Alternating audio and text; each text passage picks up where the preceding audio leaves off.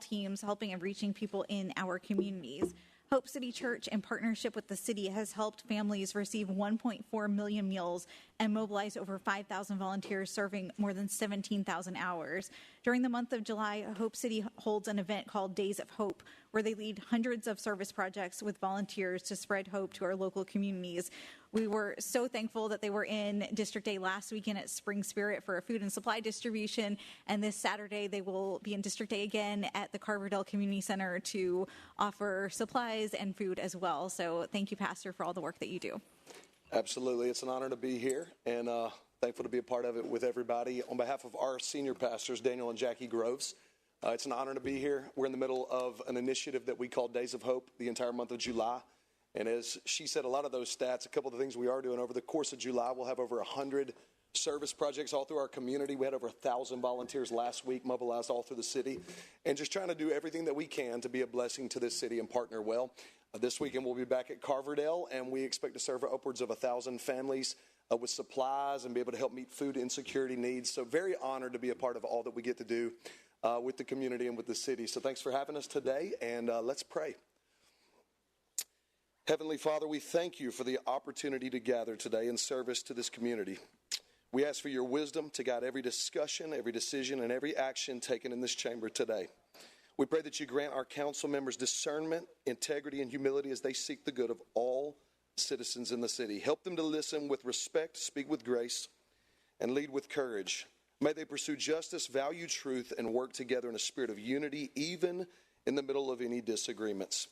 We pray today for the residents of Houston and that our neighborhoods would be places of peace, safety, and opportunity where families can flourish and neighbors care for one another in a powerful way. We pray today that you bless our first responders, our public servants, our educators, and all who serve this community. We pray that you protect them and you strengthen them in their line of work.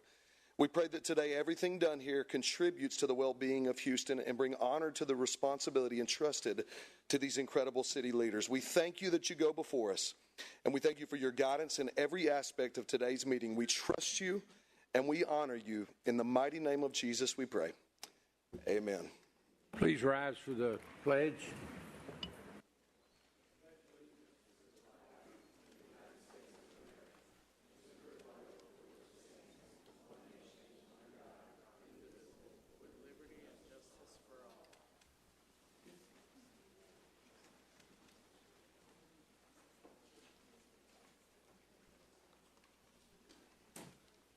Mr. Secretary, would you please call the roll? Mayor Whitmire. Present. Councilmember Peck. Here. Councilmember Jackson. Here. Councilmember Panzarello. Here. Councilmember Evans Shabazz. Councilmember Flickinger. Here. Councilmember Thomas. Present. Councilmember Huffman. Councilmember Castillo. Here. Councilmember Martinez will be absent. Councilmember Pollard. Here. Councilmember Castex Tatum. Here. Councilmember Ramirez. Here. Councilmember Davis. Councilmember Carter. Councilmember Salinas. Here. And Councilmember Alcorn. Here. Need a motion to adopt the minutes of July 7th and 8th. Castex Tatum move. Heck, second. Motion made and seconded. All in favor say yes. Those opposed nay. Motion passes. I'll do this before that.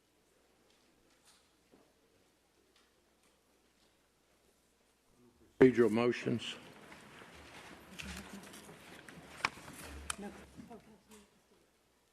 Councilman Castillo.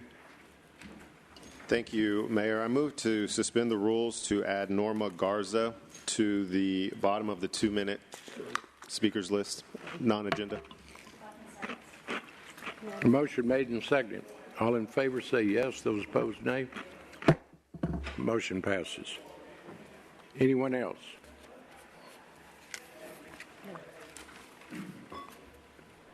Members, before we get to our speakers, I'd like to thank everyone that's present today. It's important that we fill the chambers today with speakers that will support our call for a transparent and independent investigation. It's been 1 week today of the tragedy of Mr. Rojo. The pain has not subsided. It certainly has united this council. It's united our city. And as mayor, I want to thank Houstonians from every walk of life that have showed their compassion, that have brought the subject and the tragedy up in their pulpits. It's a real challenge for the city of Houston to make certain that everything is done to support this family and respect them, respect their privacy. And I hope that's what we also practice today. There are many developments. The city has furnished the authorities, the district attorney's office, audio of the 911 call, metro video, all the resources of the city of Houston. Sean Tier's done an outstanding job and difficult challenge. He and Chief Diaz are meeting with the FBI as we talk. The city is doing everything possible to participate and assist in an investigation. We're told today that the staff they're meeting, the regional director of the FBI, does not have the evidence. It's in the hands of Homeland Security in Washington. Not only do we want to keep the Salgado family in our thoughts and prayers, but certainly the young man that was shot and killed yesterday in Maine. These are challenging times for our community, but our nation as well. But together, demonstrating our unity, our inclusion, we'll get through it. But there's going to be challenging days ahead of us. We ask everyone for their thoughts and prayers for the family as well as this great city. This city comes together when we face challenges, and that's what we're doing as we gather today. I would ask everyone, before we call our first witness, our first speaker, to join me in a moment of silence. I ask you to go to your individual faith.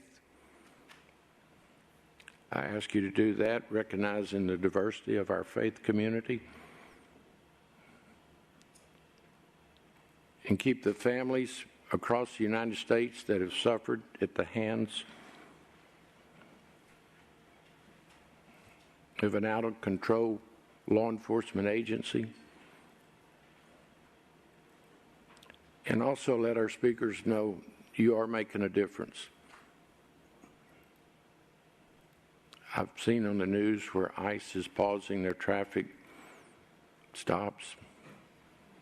It's a shame that it has to come after a loss of life. But the community is making a difference, and we will continue. Please join me in a moment of silence and respect and pray for Lorenzo Salgado Araujo's family.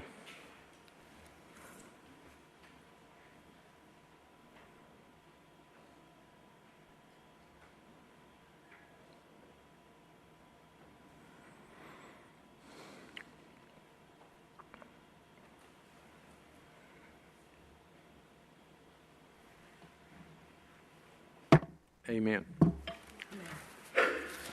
Due to the number of speakers, the rules require us to only give 1 minute per speaker. As long as we're being respectful of the family and making progress, which I know we will, I'm going to be very generous with our time today. This 1 minute rule was here when I got here, having chaired hundreds, if not thousands, of committee meetings in Austin. When someone is sincere, making a difference, I'm not going to shut them down. But do be mindful that we have over 100 speakers. But let's go to work.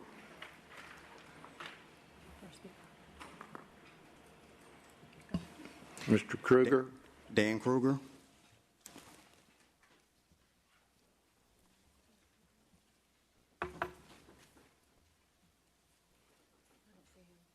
Gina McGowan. To be followed by Esmeralda Ledesma.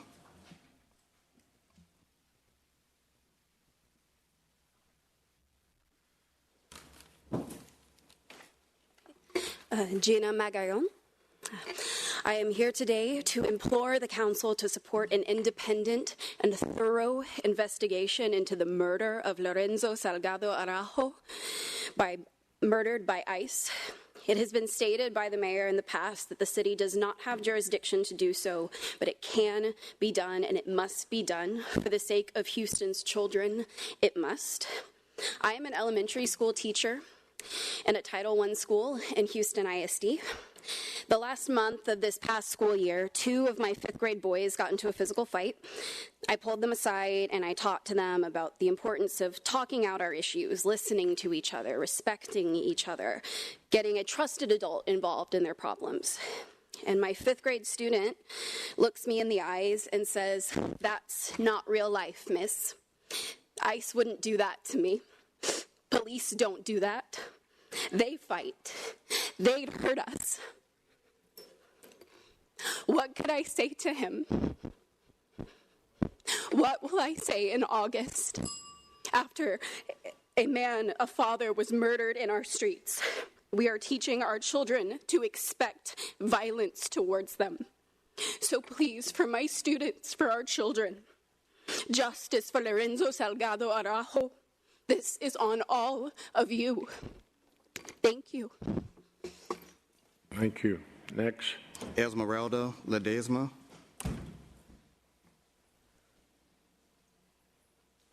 To be followed by William Brooker.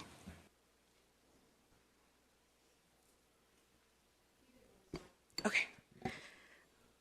What happened last week to Lorenzo Salgado Araujo was unbelievable.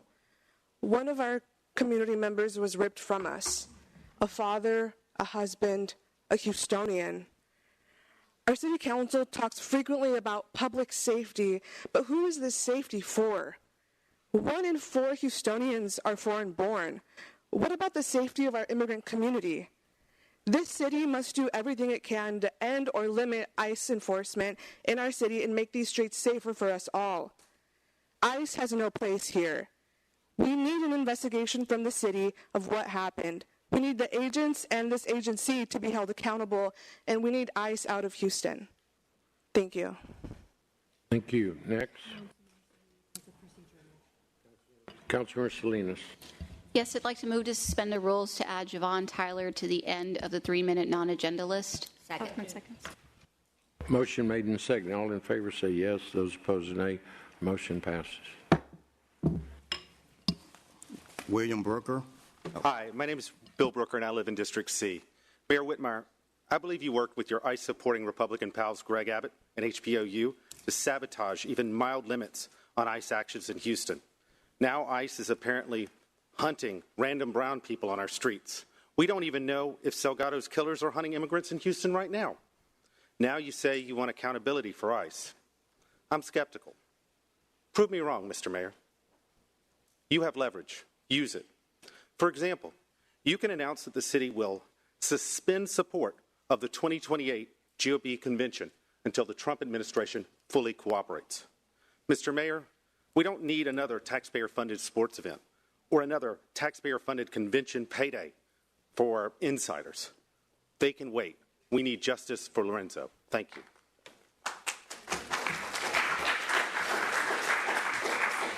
Next. Maureen O'Connell. To be followed by Jake Kushner.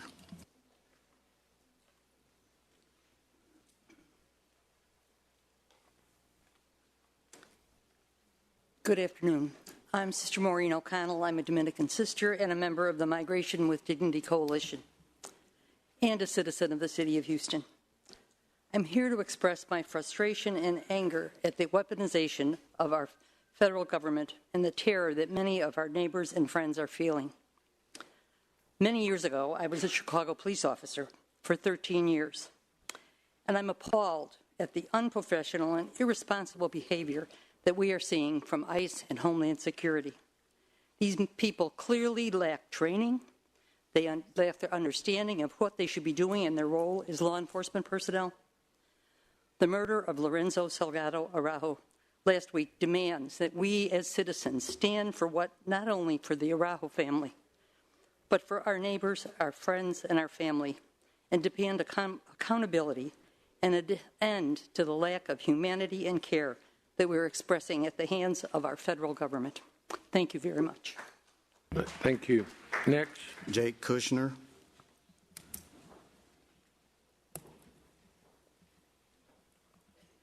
Paige Richardson.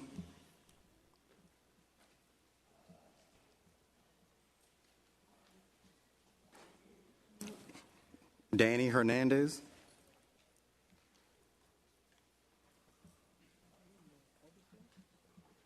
Nicholas Green. No. Brian Lisco of Sugarland.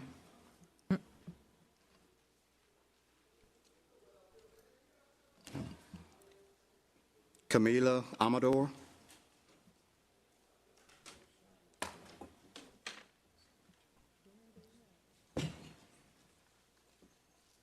To be followed by Christopher Colin Herrera.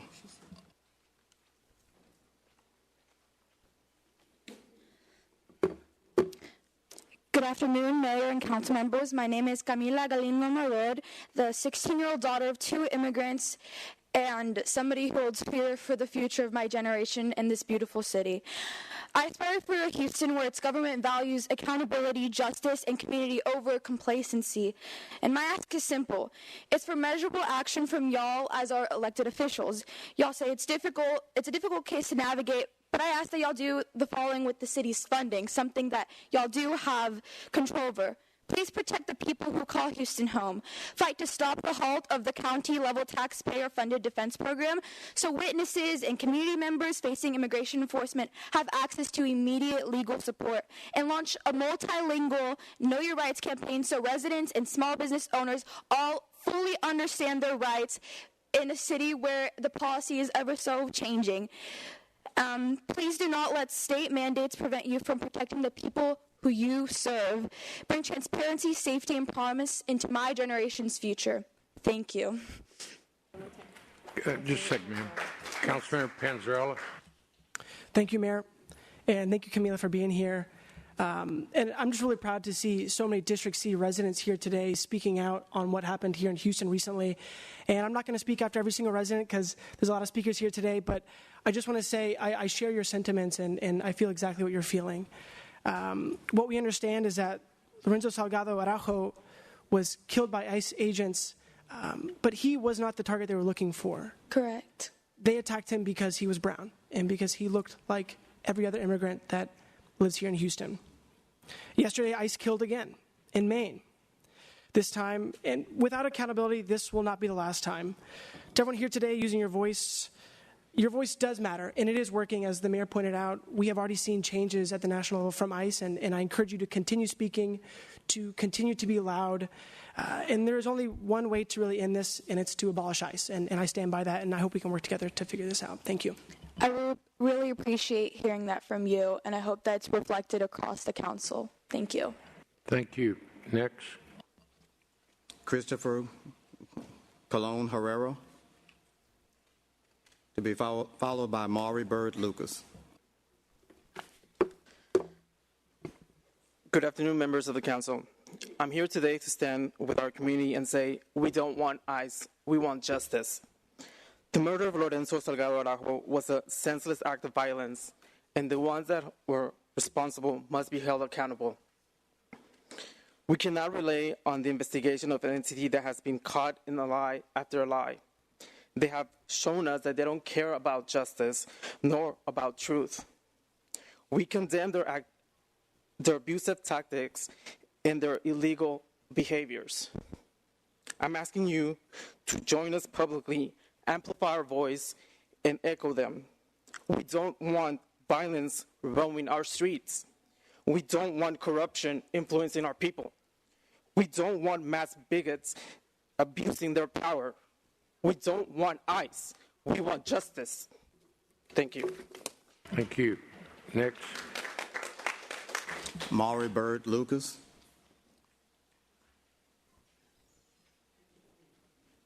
To be followed by Cameron Watterson of Spring. Hi, just got here, so good timing. Thank you for allowing me. My name is Maury Bird Lucas. I'm a resident citizen here in Houston, and I'm calling on you, Mayor and Council, to request an official investigation into the murder of Lorenzo the other day in Houston. Those of you, I especially thank Councilmember Panzarello, Salinas. Sorry, I don't have the rest of my notes quite ready. Those of you who initially spoke up and have spoke up, and Commissioner Pollard, thank you very much. Those of you who remain silent and on the sidelines, I have to assume that you condone the torture, the pulling up of citizens off of our streets.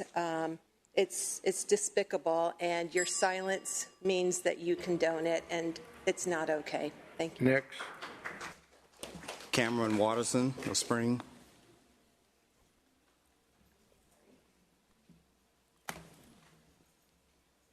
To be followed by Frida Hale.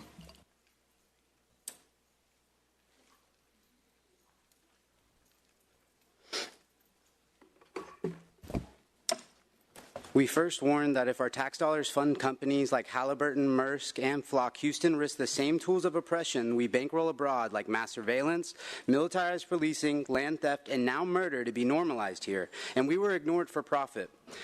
We warned, and now even a Harris County DA says, when Houston collaborates with ICE, it breaks the foundation between the city and communities. Victims are afraid to report crimes, and witnesses will stay silent because neighbors fear a call for help could mean detention or death.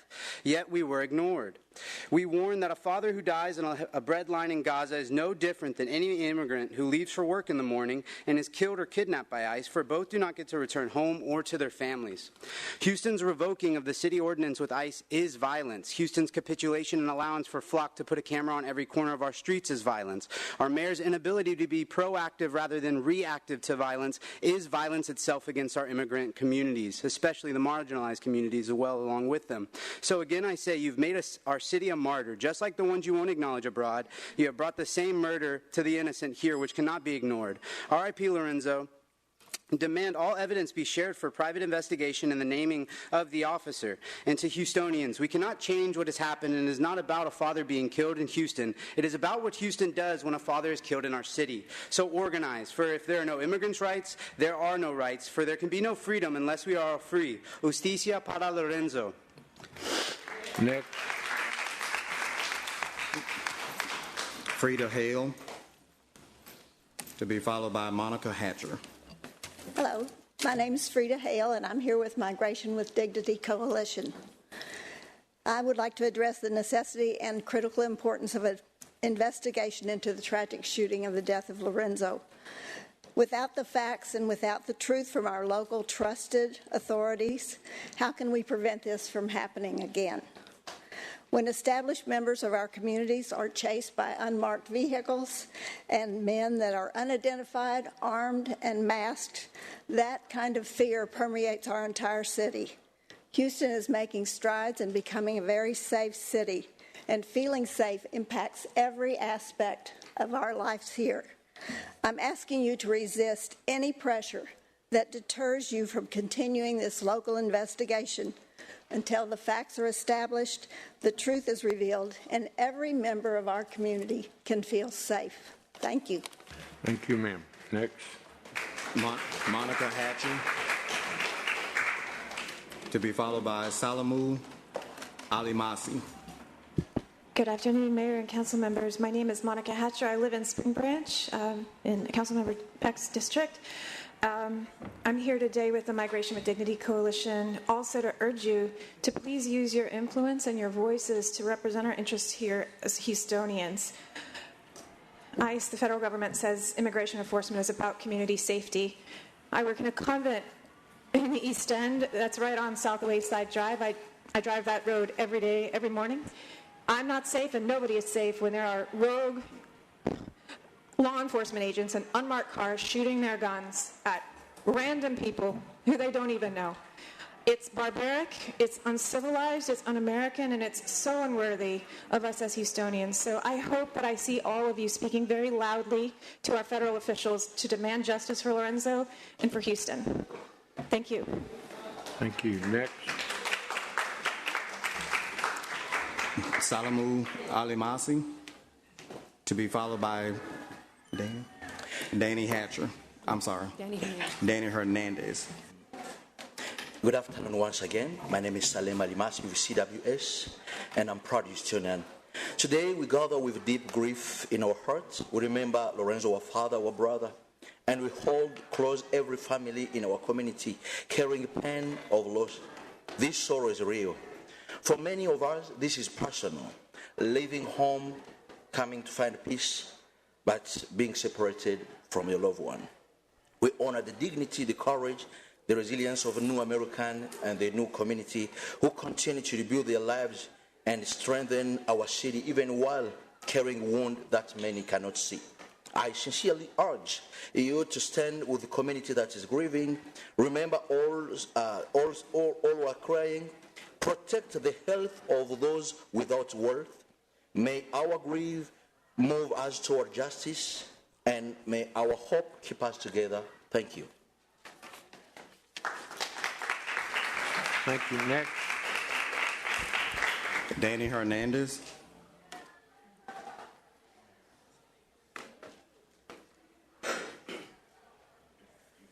To be followed by Matt Kennard.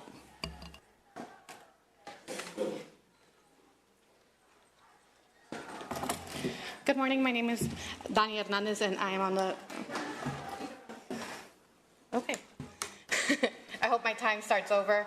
My name is Dani Hernandez. I'm on the HISD elected board. I'm also the president of East Lawndale, and that is a neighborhood right next to Magnolia Park. It's deeply upsetting that the city of Houston has not taken a stronger stance against ICE. The remain quiet approach is supposed to keep our community safe, but our residents don't feel safe, and now we have a Houstonian that was murdered. There are many times that the East End has called on City Council for help and support, but no one is listening. I'm here again as a community member and a lifetime resident of the East End. I want to thank council members who worked in the previous resolution to limit HPD coordination with ICE, but the eventual gutting of the resolution in order to bend the knee to Abbott only served to legitimize ICE operations in our city. I want to thank the council members who called for an independent investigation of ICE for the murder of Lorenzo Salgado before it became politically convenient. I also want to point out that there is also somebody who, our District I council member who is not here today, who represents the East End. We need to stop making sure that the East End doesn't get the short end of the stick anymore. Vice Mayor Pro Tem Peck. Thank you, Mayor. Ms. Hernandez, your council member, Councilmember Martinez, is not here today, but his staff is here. Juan Pablo is over there by the door, and he just wanted me to let you and any of his constituents know to please contact his office if you'd like to have further conversations. Thank you. We can contact his office, but his presence is obviously needed right now in the city of Houston. Councilmember Salinas. Okay, I'm sorry. Councilman Pollard. Thank you, Mayor. I want to thank you for your words. Thank you for being here and your leadership. And for everyone who is here, as mentioned before, I won't speak after every single speaker, but I do think it's important to let you all know how I'm feeling about this situation as well. When we hear about a call for an independent investigation, that's very vague. I think it needs to be extremely direct. I think it needs to be coming from the city. We have one of the largest police departments in the nation with resources in abundance. And I know that they're fully capable and qualified to do a task to bring forth clarity, answers, insight, because there was a Houstonian that was killed, and Houstonians have to take the lead on that investigation. I don't believe that we need to wait for the federal government or state agencies to get involved when we can take the lead ourselves. And so I think we need to really get away from just the ambiguous term of independent investigation and put it on ourselves to take the lead. And I think Houston is looking for us to lead, and Houston deserves for us to lead. And so that's my call and my hope. So thank you very much for your words. Thank you. I completely agree with you. Next. Thank you. Matt Kennard. Matt Kennard.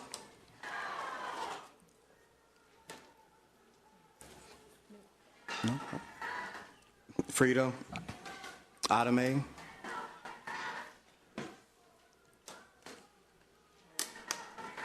To be followed by Katie Thibodeau. Hello, my name is Frida. I am an immigrant residing in the city of Houston. On January 27th, I stood at this podium demanding ICE out of Houston. I asked this council, must you wait until it happens here in Houston? Must one of your own die before you act? You did nothing. Now, a Houstonian is dead. Lorenzo Salgado Araujo left for work expecting to come back to his wife. He never made it back.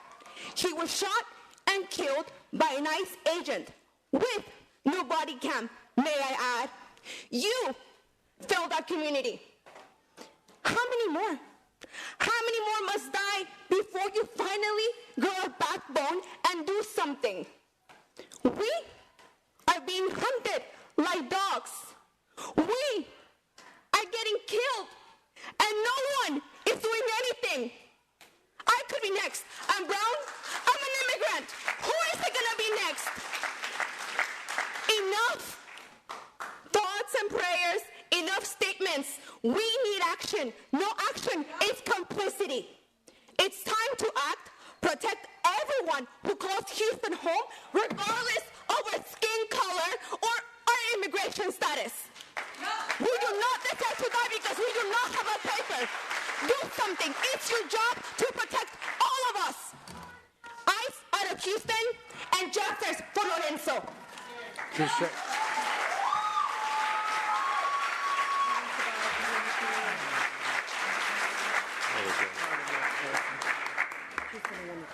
Councilmember Evans Chavez. Thank you, Mayor. You know, I don't want to get emotional because this is a very, very sensitive issue. One that certainly I am appalled at what has transpired. I am glad that the district attorney has made the determination that there will be an investigation. But what I want people to realize that are sitting in the audience, please register to vote, because that's where we are. Because there is very little that we can do without you going to the polls and letting your voices be heard to change the leadership that can really make a difference. So don't just put it all on us, because if we had the power to do it, you could best believe that it would be done. But without you going and taking responsibility for changing the leadership that is more sensitive to people black and brown and people in general, the sensitivity, there's very little we can do. So make sure that you're doing everything that you can do come November and in the future for any time that we are voting. Because I believe that everybody here is appalled But it's not much we can do if we don't have you doing more than coming and talking and protesting. We need you at the polls. We need justice. So thank you. And justice is only going to come when you change the leadership. And that is what is necessary, because this body would do it all if we could, but we cannot. So we're not going to have a shouting match, because everybody sitting here, I think, was appalled and very, very upset when they found out what was going on. But you can't just sit there and say, do this, do that, and you're not doing what you need to do at the polls. So thank you, Mayor. Councilmember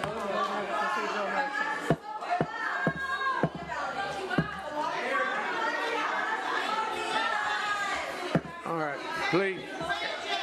Councilmember Pollard. Thank you, Mayor. I'd like to suspend the rules to make a procedural motion to add Andrew Patterson to the end of the 3-minute agenda list. Motion made and seconded. All in favor say yes. Those opposed, nay. Yes, sir. Next. Katie Thibodeau, to be followed by Cesar Espinosa. Hello, fellow Houstonians. I am a HISD high school student. Speak on behalf of murderers in our city. ICE do not belong here. They kill innocent people. Papers or not, we need to stand for them. They're human beings. We are not supposed to be killing human beings, are we? Are we, though? Because, am I the only one here that feels like this is crazy? Are we? Am I the only one here? No? Y'all are the ones that have to have the jobs to help us. We cannot get an 8-year degree, just to do this. Y'all need to help us too. We're not doing everything we can without y'all. I'm just a 17-year-old. But y'all need to stand up for Houston, because we cannot do anything but go to college and get an 8-year degree and wait for 20 more years to where y'all at right now. We need to stand for Houston. This cannot be right. We need to stand for Houston. Have we learned nothing in our textbooks at all? I remember we took land from Native Americans. We hurt enslaved people, and now this gotta stop.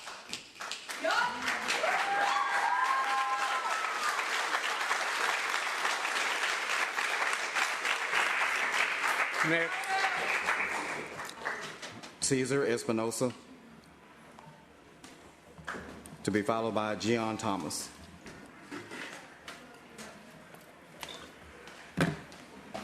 Before I get started, if you believe in justice for Lorenzo, stand up right now.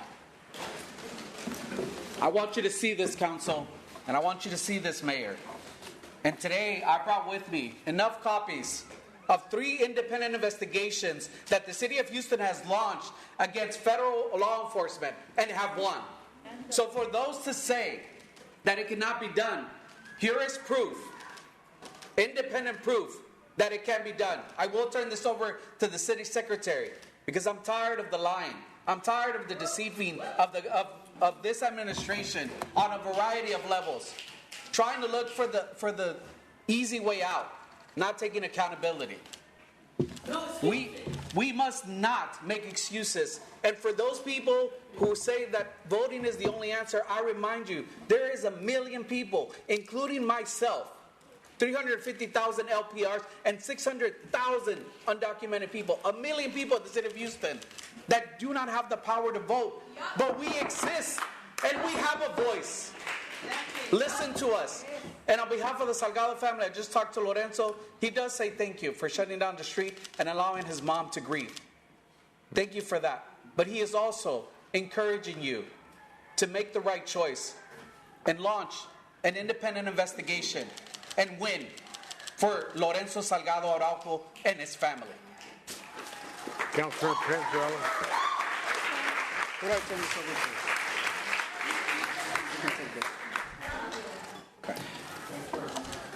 Thank you, Mayor. Thank you, Cesar, for being here. Thank you for the work you do with FIEL. It's an amazing and important organization fighting for the immigrant community here in Houston. I just want to reiterate again that Houston is a city of immigrants. It always has been, and it always will be. And we will fight for justice for Lorenzo. And it starts with an independent investigation, and we're going to see that through. So thank you for this. Thank you so much, and we need it immediately, ASAP. It should have already been done, and I hope that we encourage all of City Council and our mayor to do just that. And I also want to acknowledge the people that are outside that couldn't come inside. I want us to hear them, because this is Houston calling for justice. Next.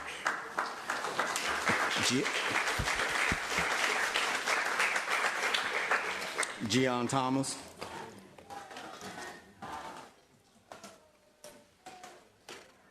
Helen Taylor.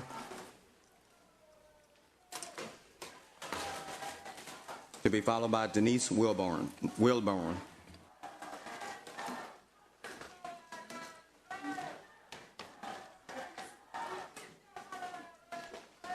Hi, my name is Ella Taylor. I live in City Council District C. When it comes to ICE, Houston can't rely on the federal or state government to assure accountability because they won't. Our local officials have to. When it comes to, please ensure that you do everything within your authority to investigate Lorenzo Salgado Araujo's death, not only for his family but for everyone in our city. First, his family needs justice, but if we don't investigate this, it also sends the message that ICE can operate in Houston and kill people without consequences. All Houstonians deserve to be able to safely exist in our city. We shouldn't have to fear ICE driving around Houston in unmarked cars, stopping anyone they suspect of being an immigrant, with the ability to kill people without being held accountable. Please use every tool available to ensure accountability for this murder, justice for this family, and to protect all Houstonians in the future. Thank you. Also, you asked people to vote. I already vote. I'm pretty sure most people here who can vote, vote. And I know that most of us vote, and we voted for our reps here so that they can act in our interest. Next.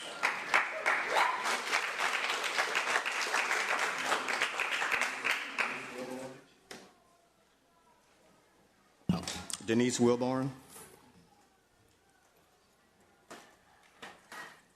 Brandon Than.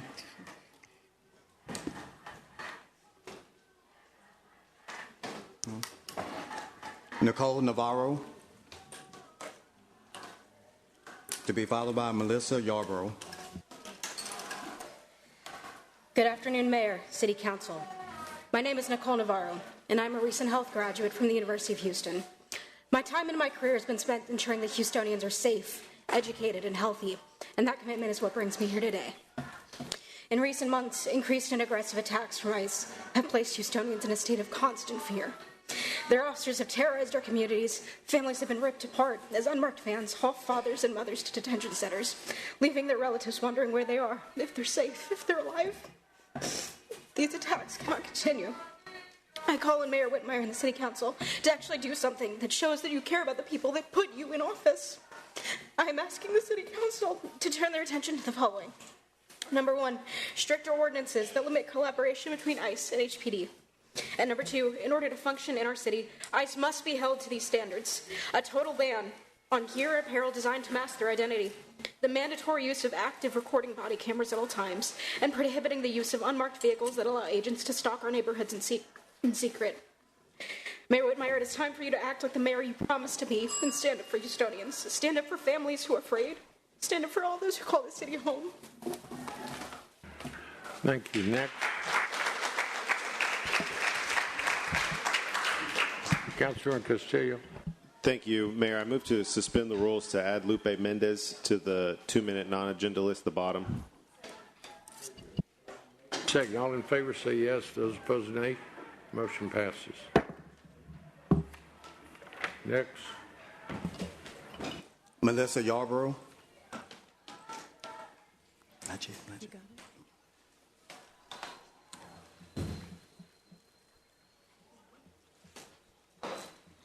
Kristen Contreras.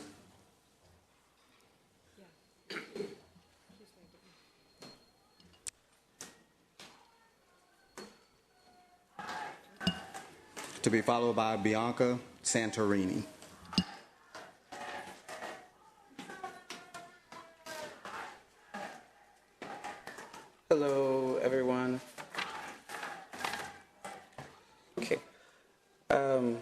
First, I want to take time to say thank you for being here. Everyone in the audience, the city members. Your voice matters now more than ever, obviously. And I won't be talking about the agenda today because there are more pressing issues at hand. Allow me to introduce myself. My name is Christian Contreras. I was born and raised in Houston, and through the support of my parents, I was able to graduate high school and college here in the city of Houston. I stand before you as a certified teacher of Texas, and I use that education to create more opportunities for students in middle school and high school. I take pride in the work that I do, but I must recognize that it would not be possible had my parents not come and laid their roots in this amazing city we call Houston. This is the reality of a lot of children of immigrant parents. Most of us have grown up hearing about college since we were kids because our parents want us to live a life better than the ones they live. One filled with higher education, job opportunities, and a chance at living the American dream. I say all this to humanize the word immigrant because I feel as though lately a large population has made the word synonymous to criminal. It would be a disservice for me as a U.S. citizen to not speak up for my community. Today marks a full week since ICE agents not only murdered, but chased down an innocent, hardworking man, a father, Lorenzo Salgado Araujo. There are no answers yet. ICE has already claimed another life up in Maine. So I need to ask, when did politicians stop fighting for us? When did they let armed men run through our cities with guns and terrorize our hardworking residents?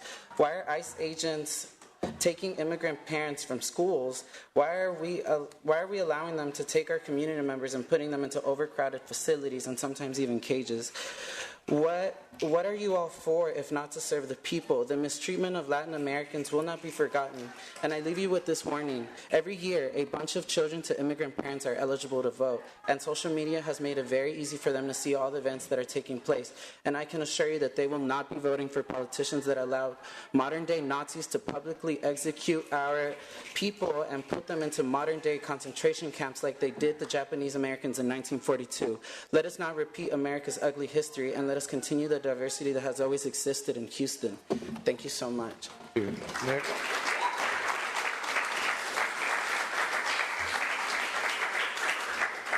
Bianca Santorini, to be followed by Dustin Rhodes of Missouri City. Yes, ma'am. All right. So my name is Bianca Santorini. I'm an attorney here in Houston. I practice criminal and immigration law. Council members, first of all, I do want to recognize that there has been some action on behalf of city leadership, and I want to thank you for that. I know, Mayor, how hard it is to maybe have one idea of what is going on, and then it seems like when you met with the family, you realized how bad the tactics used by this agency really are. I do recognize that the DA has issued subpoenas. I also want to recognize and let everybody know that this is a start. It doesn't happen everywhere. The subpoenas, the labeling his death as a homicide, all those things matter, and I sincerely thank you for those actions. Now, as an attorney, I've been trained to try to root my arguments in facts and not emotion. Although this is a very emotional situation, I'm not surprised that we are here. So my office is in District J, where I practiced most of my career. Late October of 2025, I accompanied one of my clients to an ICE check-in here at 126 North Point. At the conclusion of that interview with the ICE officer, when I was walking out and speaking to a supervisor, he made a comment to the effect of, it was about to be Halloween weekend, and he made a comment to the effect of, well, I think we'll be handing out a little bit more tricks than treats. And I say that, and it's important because it shows the culture going on in this institution right now. So when he said that, I thought, you know what? Something's going to go on this Friday. Something's going to go on this weekend. And they always hit a certain area in District J. And they did. They hit Club Creek. And so what I did, which my mom was not very excited about, I got up and I went to work at about 5:15 in the morning, 5:30 in the morning. It was me, my cell phone, and God. And what I witnessed out there resonated with the mayor when he changed his position, as some will say, but it's not really a change of position. It's when you're presented with facts that make you say, whoa, what the hell did I just see? And so I understand it, and I thank you for moving in the right direction.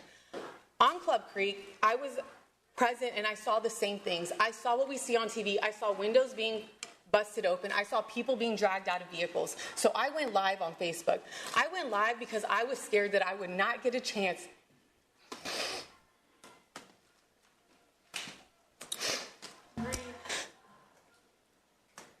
to post the video if I didn't go live.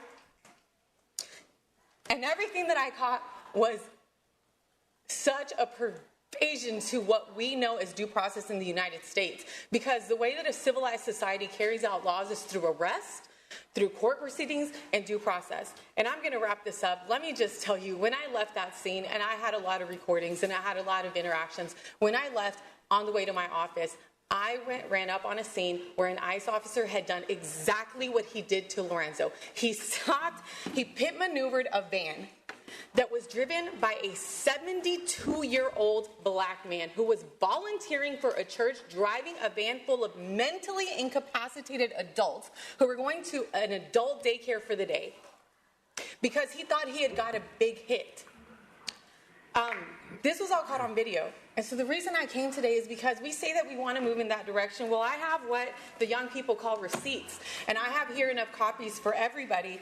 And what I have is, after I witnessed this, I have this all on video. After I witnessed this, I was contacted by another individual who's a U.S. citizen. That same day, on that same operation, he was pit maneuvered again. It's all on video. And he was maced within the confines of his vehicle by masked men. Guess what he did? Thank you. I have the copies here. We'll hand them out. Councilman Panzarella. Thank you, Mayor. He called 911. There's a 911. Come on, ma'am. We've been very cooperative. Excuse me, I want to just have a quick comment. Yeah. I know I said I wouldn't comment after everyone, but this is an important conversation. I want to thank you for that anecdote, because what I've been saying lately is that ICE is an untrained and unqualified and frankly a dangerous organization. And I just want to reiterate my sentiments that ICE should be abolished. And I appreciate you for bringing that context, because again, Houston is an immigrant city and the actions with which they act are very, very dangerous. And thank you for being here. Thank you. Thank you. Councilman Thomas. Procedural motion. I move to suspend. Thank you, ma'am. We'll hand that out for you. Procedural motion. That's fine. Thank you. Okay, so I can continue? No, I'm on procedural we're motion. through. Oh, okay. We've Thank given you ample time. Procedural motion to move to suspend the rules, to move former council member Robert Gallegos as the next speaker. Second. Motion made and second. All in favor say yes. Those opposed, nay. So done. No, Gallegos. Robert Gallegos. Thank you. I'm Robert Gallegos, former District I council member, and I'm also the proud son of immigrants. And I'm appalled that our council member, Joaquin Martinez, who represents District I, is not here today. It has been a week since Lorenzo Salgado Araujo was gunned down and murdered by ICE agents. Days after the shooting, DHS has stated he was not the targeted person. It was a case of mistaken identity. So in other words, he was racially profiled and gunned down by ICE for being brown. The federal government has failed us. Hispanics make up 46% of Houston's population. We are the largest ethnic group in Harris County and in Texas. Governor Abbott was quick to threaten $114 million in public safety for Houston in support of ICE. If City Council didn't reverse the approved ICE ordinance, and unfortunately, the mayor and most of City Council voted to do so, now we have an ICE murder on Houston streets. It's been a week since the murder of Lorenzo. Governor Abbott and other state GOP leaders have not mentioned the shooting, have not extended their condolences to the family. This is shocking, but not surprising. I ask that we take our anger to the polls come November and we vote them out. But what is extremely disappointing and concerning is that the 6 GOP council members around this horseshoe have failed us too. For not publicly demanding an independent investigation and your lack of compassion to publicly offer your condolences to the wife and sons of Lorenzo Salgado Araujo. Shame on y'all. Ms. Roberts.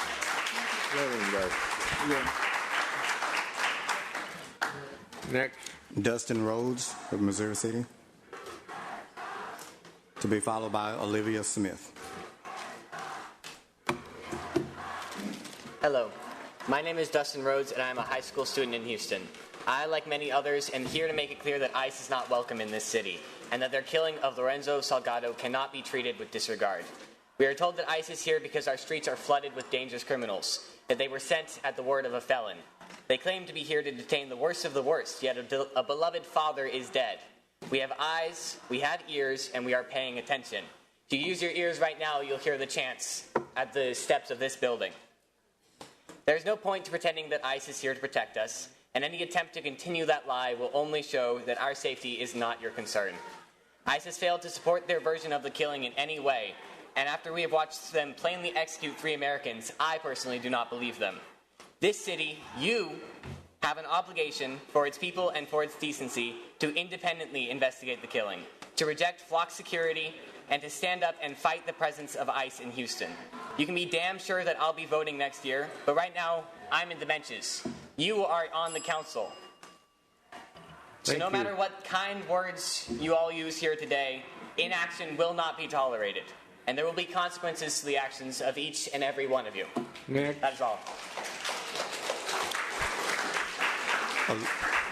Olivia Smith. To be followed by Stephanie Padilla. Good afternoon, Council, but more importantly, good afternoon to the community that's here. Right now, our community is grieving. We grieve the loss of Lorenzo Salgado Araujo, a father, a friend, a neighbor, a Houstonian. Your position as City Council members is to represent the interests of the community, and the community is here demanding proper use of our tax dollars to bring charges upon the federally sanctioned masked criminals terrorizing our citizens. We demand that the agent or agents be identified immediately and be held accountable for their horrendous crimes. They acted illegally and murdered an innocent man simply for being brown. Where is the law and order in that? It has never been about law and order. It has always been about preserving the deeply ingrained culture of white supremacy, working hand in hand with pursuit of profit. Houston is one of the most diverse cities in this country. That means this is a city of immigrants. They run your public transport, they cook your food, they look after your children, and like Lorenzo, they build your houses. They break their backs in the name of giving their families a better life, and they deserve to be honored for that, documented or not. Nobody ever deserves to be gunned down in the street over a piece of paper. It is the civic duty, but also the moral responsibility of this council, Mayor Whitmire, and the Harris County DA to hold those responsible accountable for this unacceptable violence.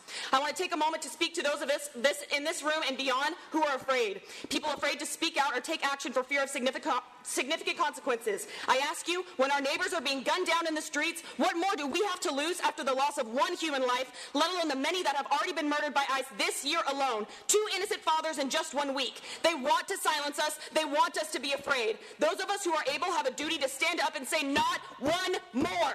Abolish ICE. Justicia para Lorenzo. Justicia para todos los asesinados por ICE.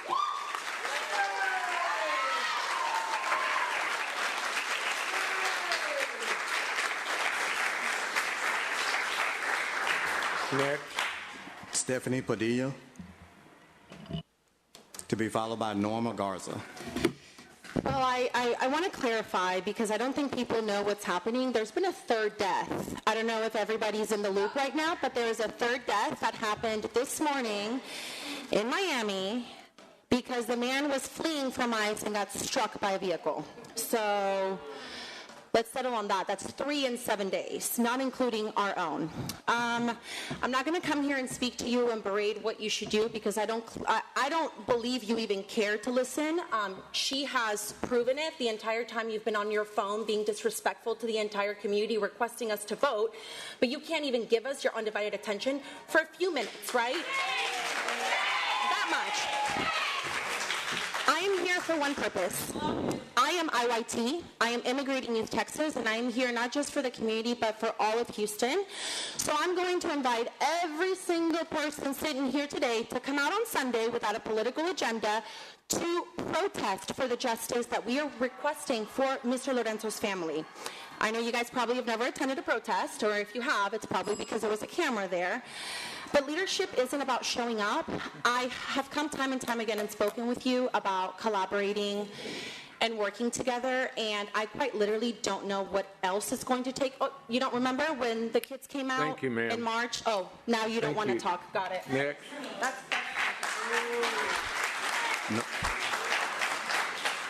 Norma Garza.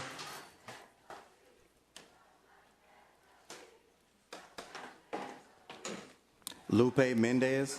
Oh, to be followed by Lupe Mendez.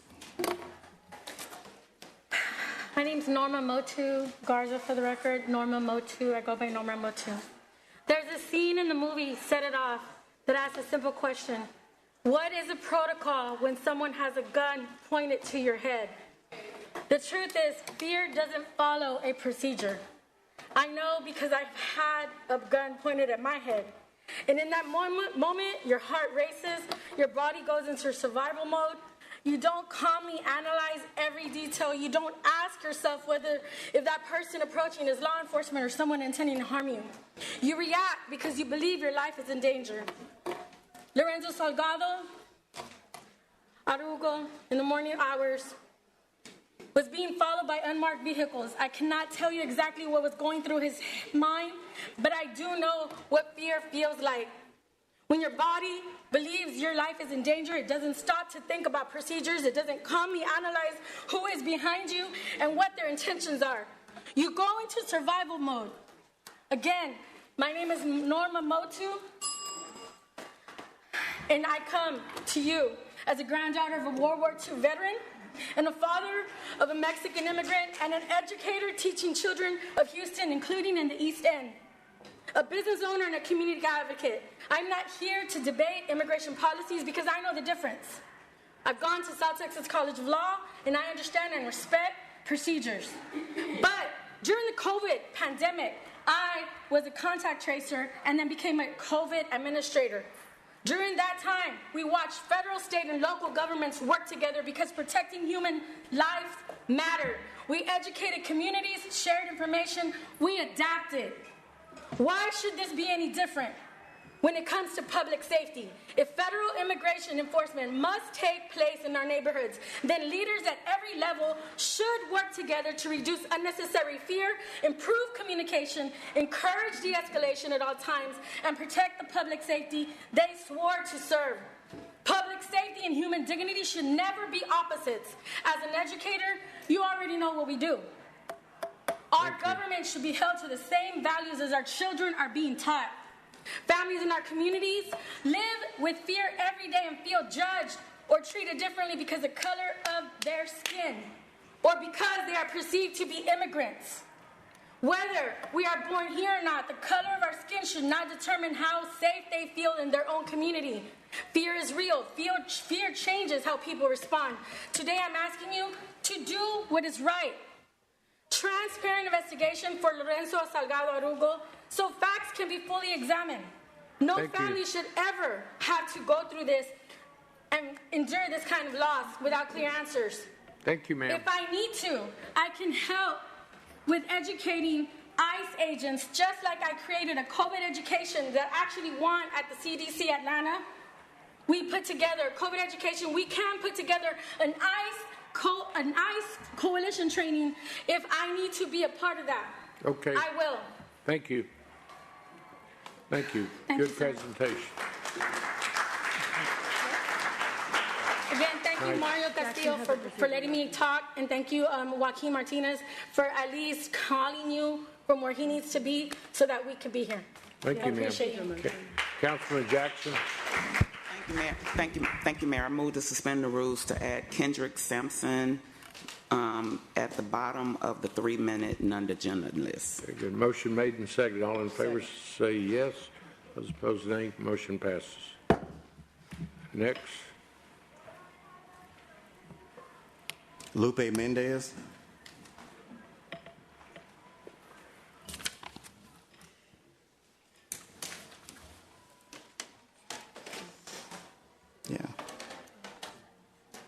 to be followed by Nicholas Green. Greetings.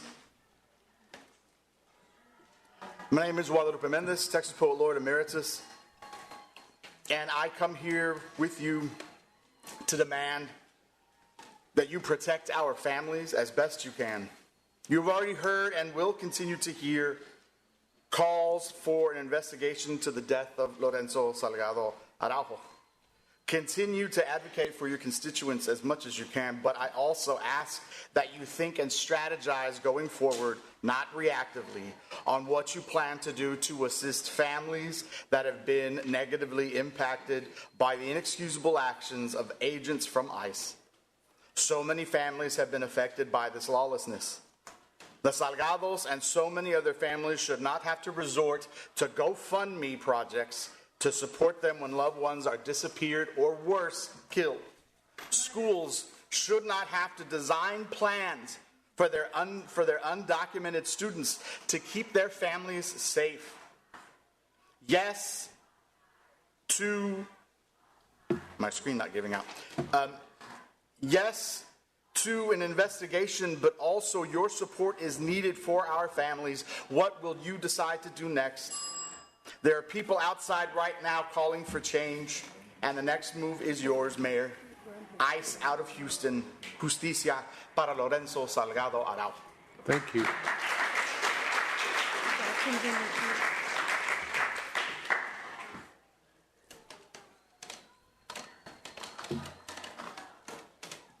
Next. Bullets fragment on impact. Lorenzo Salgado Araujo was murdered on Tuesday, July 7th by an ICE agent with a fatal bullet to his stomach. Not only did that bullet take a loving member of our community, it also fragmented and impacted each one of us by establishing the precedence that an ICE agent can murder whoever they want, whenever they want in the Houston city. In the city of Houston. When one Houstonian's rights are tarnished, every Houstonian's rights are tarnished. It is by their very nature that rights are collective and communal. We cannot turn a blind eye to this event simply because we were not shot or we did not lose a family member. But we can resist ICE. All I'm asking is that there is an independent investigation opened into his death. It is being framed that all we can do is register to vote and cross our fingers that ICE agents don't mow down any of our community members, as if our city is helpless and powerless. But we are not. If we resist and call for an independent investigation, it will also certainly fragment and benefit every member of this city by defending them from ICE. I hope that you recognize bullets fragment on impact, but so does resistance. Next.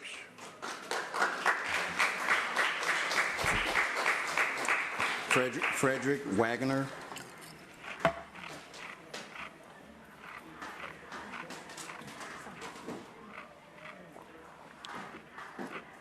Anna Bertha Vera.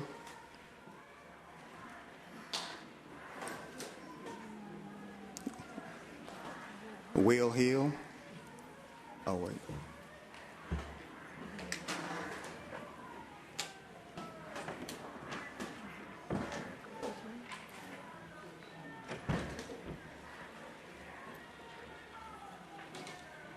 Are you Miss Vera? Sí, soy yo. Necesito intérprete. Move over to the mic, ma'am. Por favor, si puedes hablar en el micrófono. Damn, I didn't.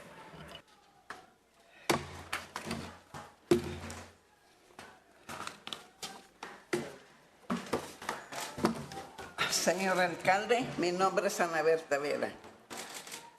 Primer pregunta, ¿dónde está el dinero para las cámaras que prometieron para la ICE? Segundo, ¿qué hace con el dinero para arreglar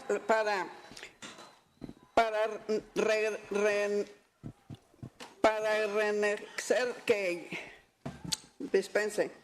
¿Qué hacen con el dinero para las calles que siempre cada que llueve nos hundemos? También usted y el jefe de policía y el gobernador, ustedes se vendieron con el pedófilo de la Casa Blanca. Por eso están todos los desastres y por eso andan los ICE desatados, matando a nuestra gente. Por nuestra gente la economía va adelante, pero ya se fregó todo. Para abajo va todo.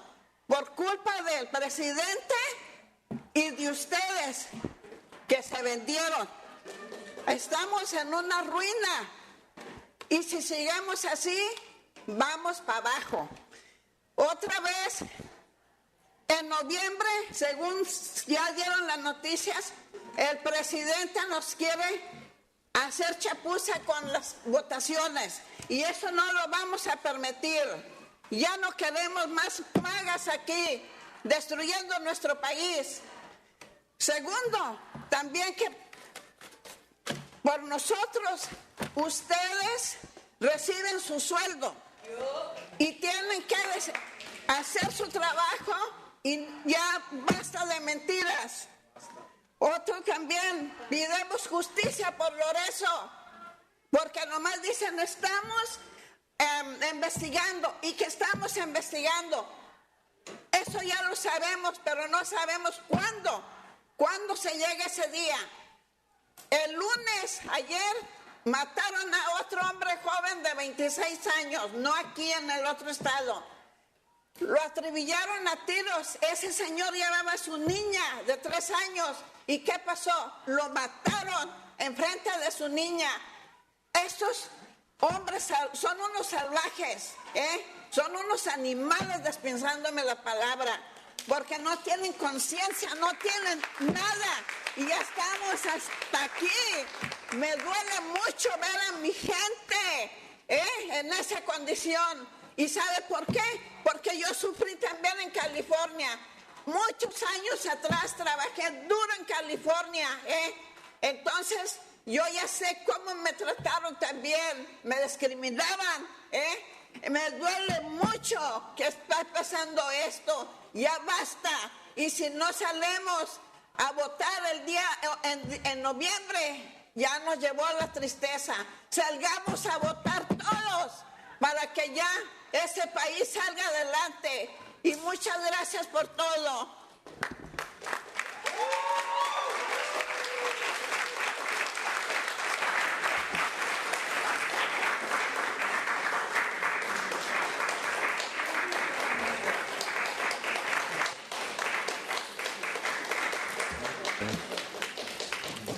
Will Hill.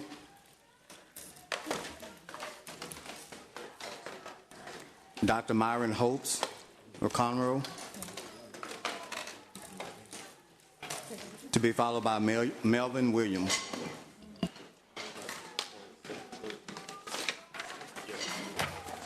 Good afternoon.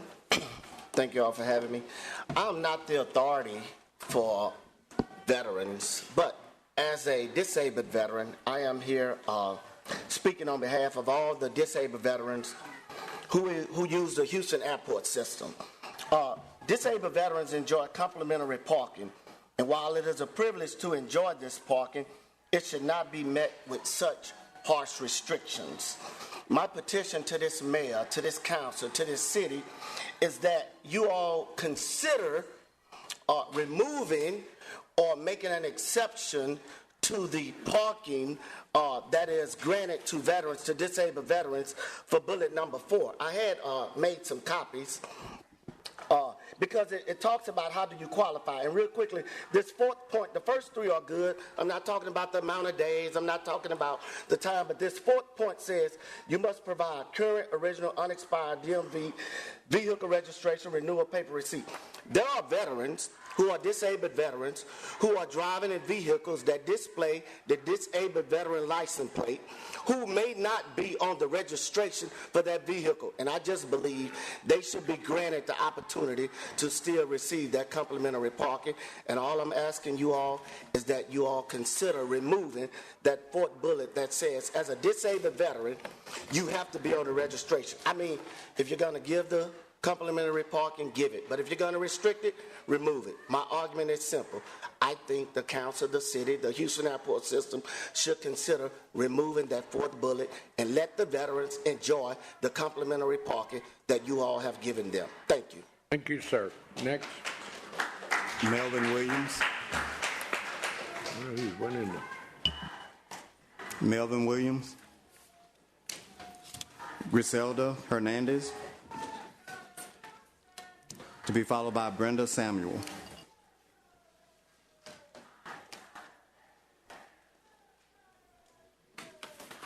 Mayor Whitmire.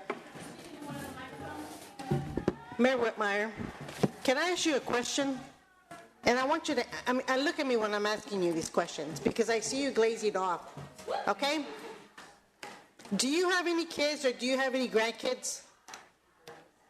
Please testify, ma'am. No, I'm asking you a question. You work for me. I'm asking you.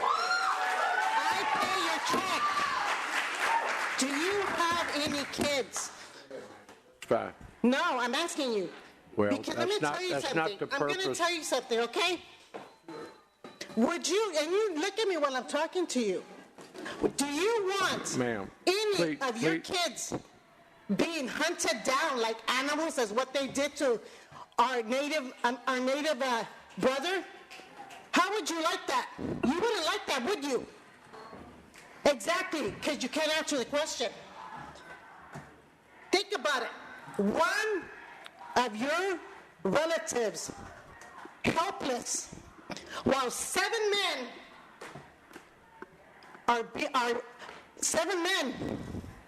one helpless man by seven men getting beaten down. You wouldn't want that. And I'm pretty sure any one of you people that are on this staff would want it. Justice for Lorenzo. And by all of you, we pay your paychecks. By you're here is because of our vote. We pay for all of you. Without us, you're nothing, man. You sold us out. You know what I mean. You know what you did? The flock climbers that you have invested without us consent, you wasted that money instead of fixing our potholes, our sewer, our trash bins now look like crap. But you're worried about yourself. You can cough all you want to, but it's the facts. And you want to know why? Because of my skin color. Because I'm brown. It's all it is about ethnic cleansing. Next.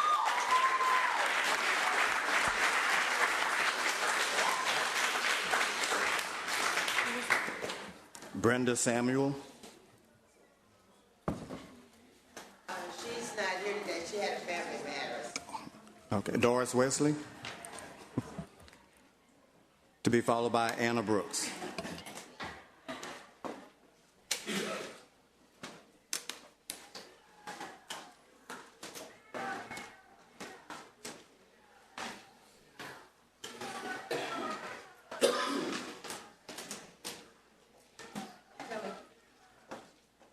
Hello, everybody.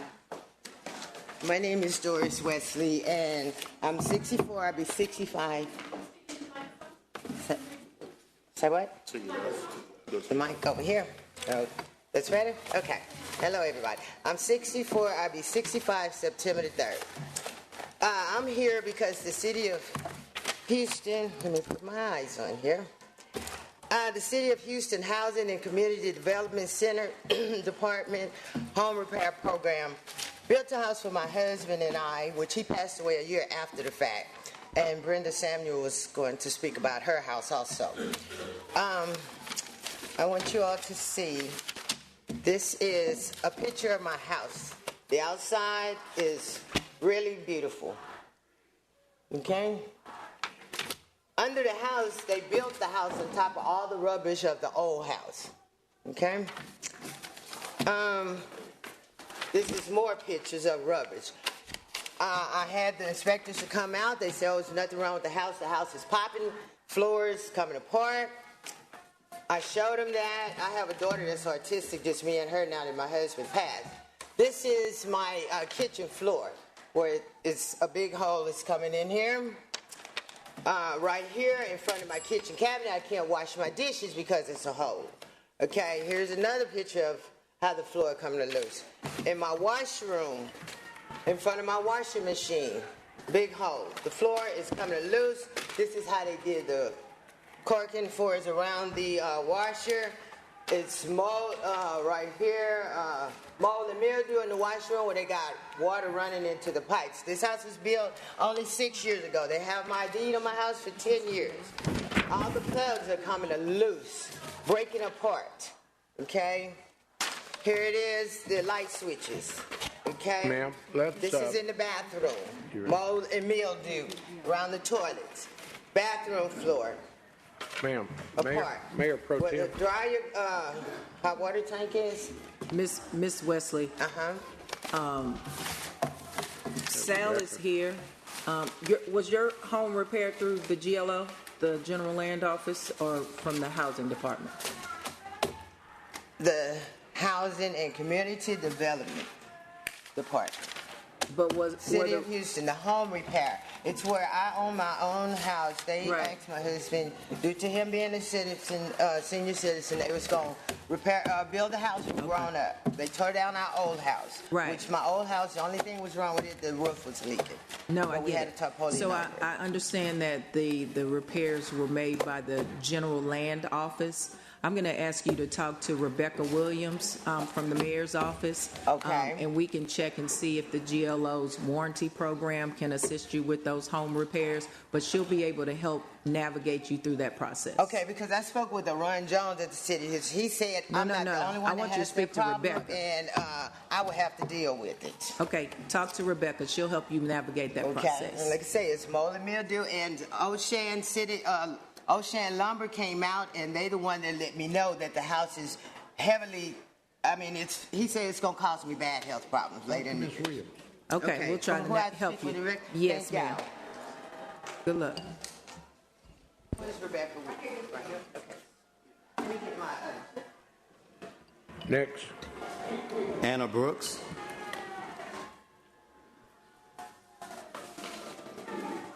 Rita Pradier.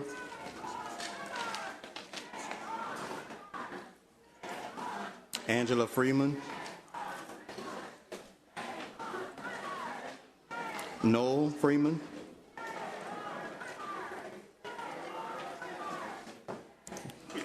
To be followed by Rishti Tripathi. Good afternoon. It's been a minute since I've been here. Imagine your next door neighbor running a leaf blower 24 hours a day, 7 days a week. That is the situation at my house because of the HVAC system at 1002 West 11th Street, which is soon going to be called Angie's Pizza. Now, this developer, the developer of the property, has a long history of bad faith. I've been dealing with the tenant, Angie's Pizza, who's taken a nicer approach, but they have done, up to this point, absolutely nothing to constructively solve the problem or even reduce the problem.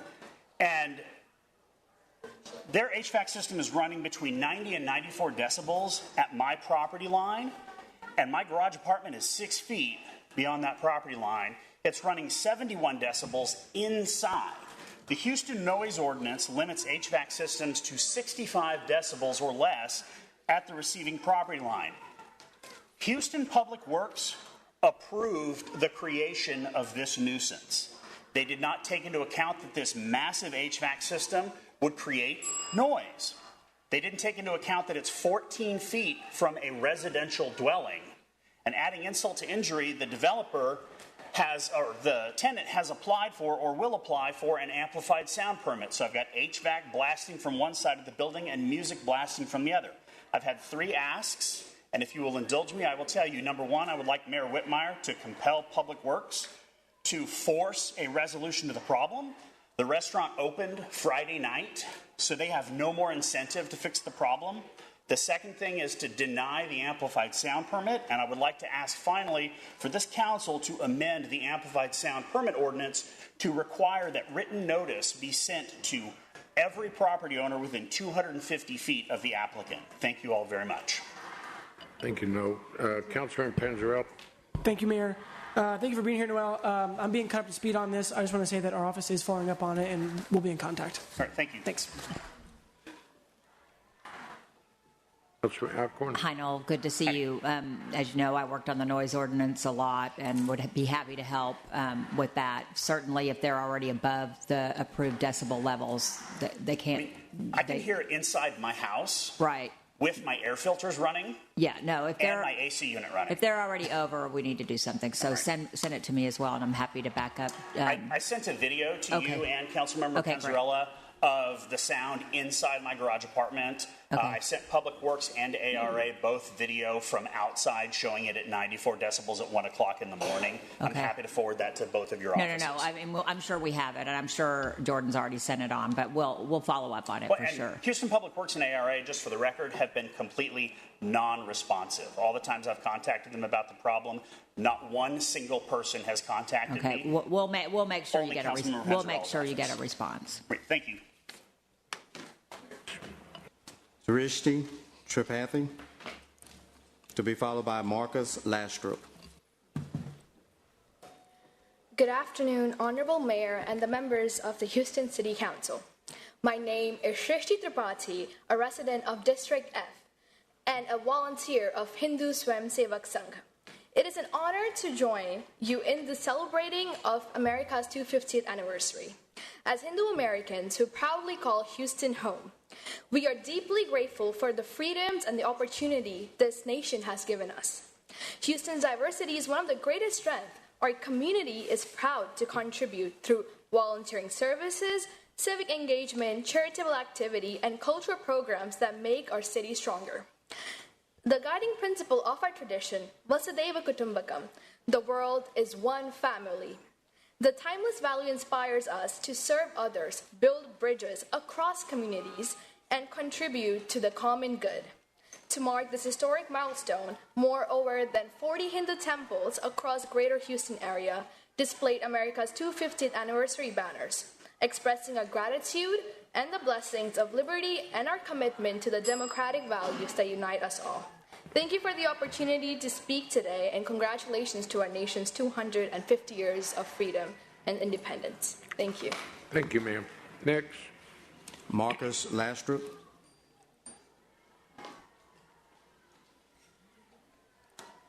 To be followed by George LeBlanche. How y'all doing? How you doing, Mayor, City Councilman? I'm a resident of District B, Miss Tarsha Jackson. On May 14th, some of y'all city workers came in my yard and dug a 15-foot by 4-foot by 4-foot deep hole in my yard, replaced the pipe, and replaced the hydrant. I was waiting on the replacement of the sod and grass. No one ever came and fixed my yard. And I've been waiting and calling my city councilman and 311 for the past 2 months. Nothing has happened, and I need some results. Will you talk, Rebecca? We'll get some action on that real quick. Okay. Talk to Ms. Williams. All right, thank you. Was it Public Works, probably? Yeah, Public Works. They came and replaced the fire hydrant. Yeah. Yes, sir. Talk to Ms. Williams. We'll give you some help. Oh, Councilman Salinas? I had a procedural motion. You're recognized. Yes, I'd like to suspend the rules to move up Hannah Romero to be the next speaker. Okay, motion made and seconded. All in favor say yes. Those opposed nay. Motion passes.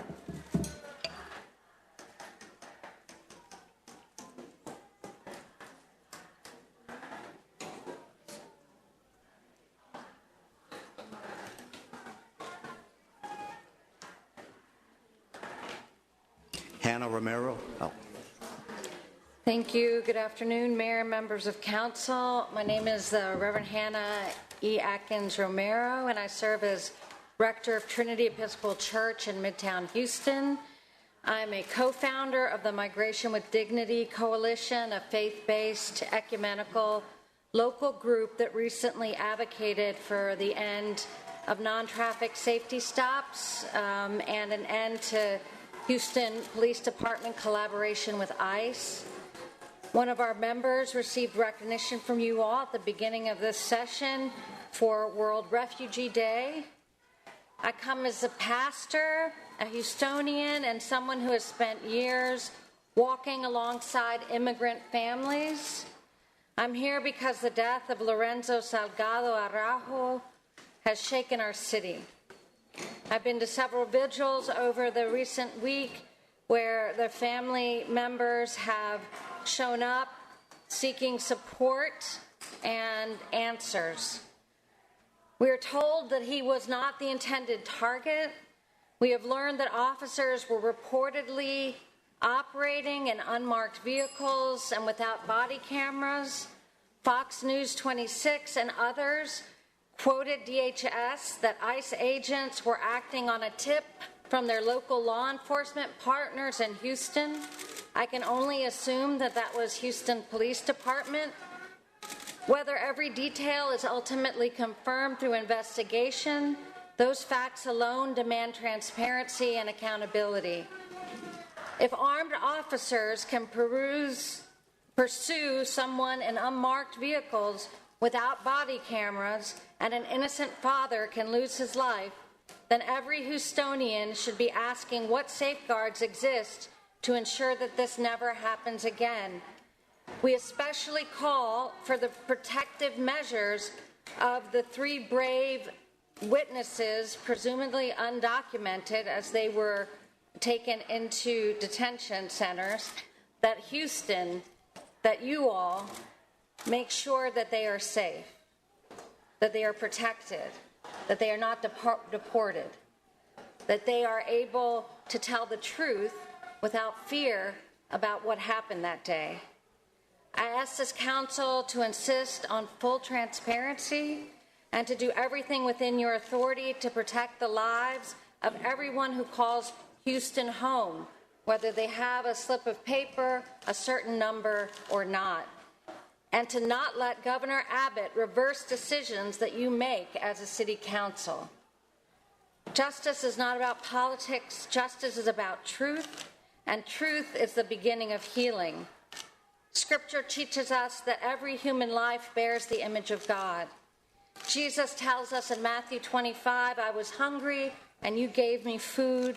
I was thirsty, and you gave me something to drink. I was a stranger, and you welcomed me.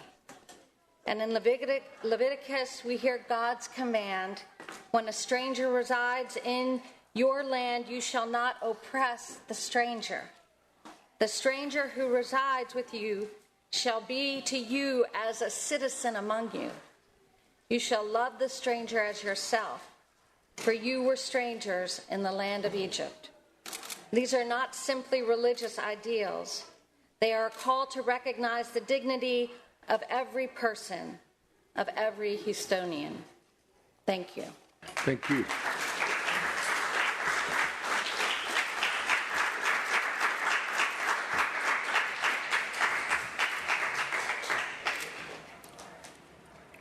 George LeBlanc.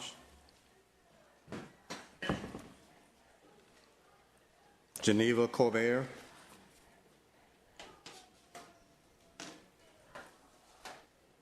Bowtie Bugsy.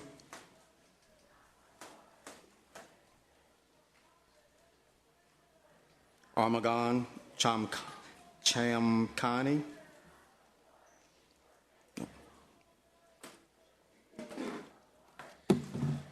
Good afternoon, everyone. I know I have a difficult last name. My name is Armagan Chamkanai. I am a political and women's rights activist from Afghanistan. I come from a country where women have been systematically erased from public life. For 5 long years, girls and women have been denied their fundamental rights to education and excluded from school, universities, and many aspects of society. Today, I stand here as a proud member of the refugee community in Houston. Thank you for recognizing World Refugee Day and for honoring the strength, resilience, and contributions of refugees. I'm truly grateful for this recognition and the opportunity to be here with you today. We are kindly and respectfully asking you to work on policy that ease the fear and chaos in our communities. Thank you so much. Thank you. Mink Jawandor, to be followed by Sharifa Hussein. Good afternoon, everyone. I'll start by saying world peace starts in your community. I am Professor Jawandor. I'm a proud Houstonian and a former candidate for Texas House District 149 in the International District and Arcadia area. We are here today because we are recognized as a refugee and it's a World Refugee Day. But as a former refugee, I want to thank the mayor. I want to thank Councilmember Thomas and all the rest of the other council members, and especially Honorable Salinas for inviting us here.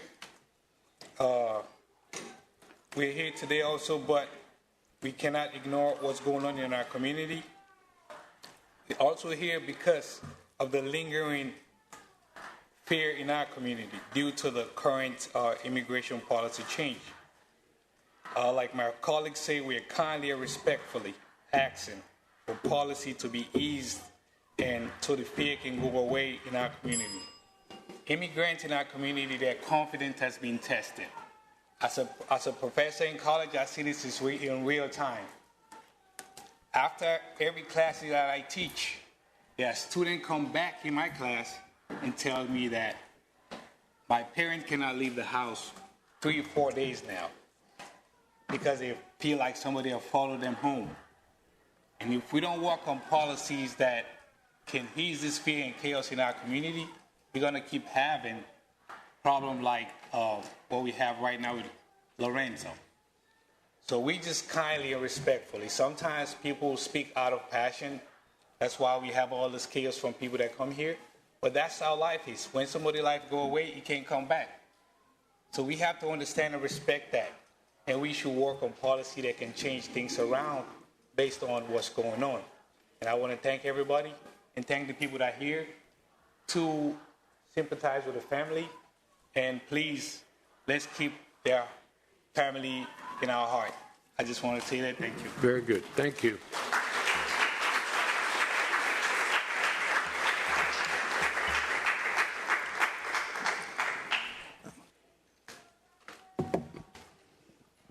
Good evening, Mayor, council members, and members of the community.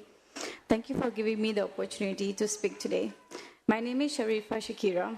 I am Rohingya woman from Myanmar, or known as Burma, and the founder and executive director of Rohingya Women Development Network. It's an 501c here.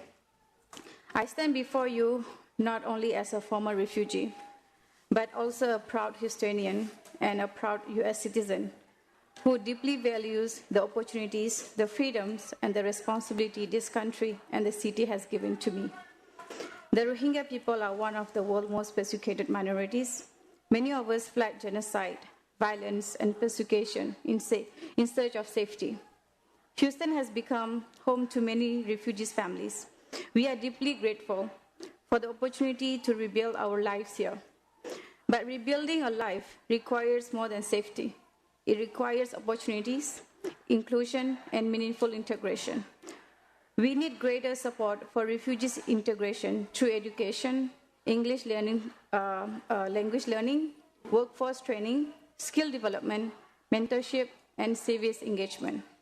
We also need guidance and access to resources that help families become self-sufficient and active members of this community.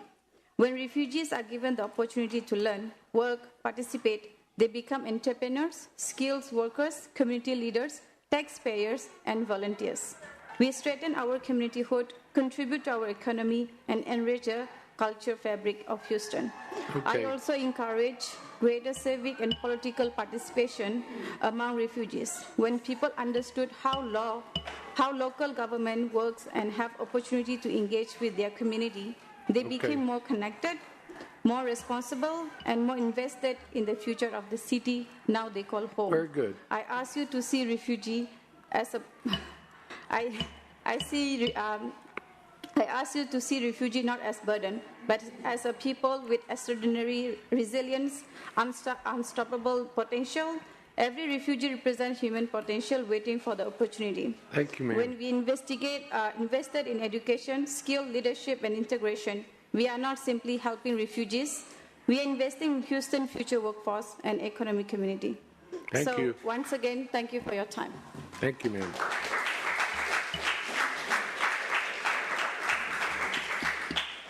Roger Hurd Alexander.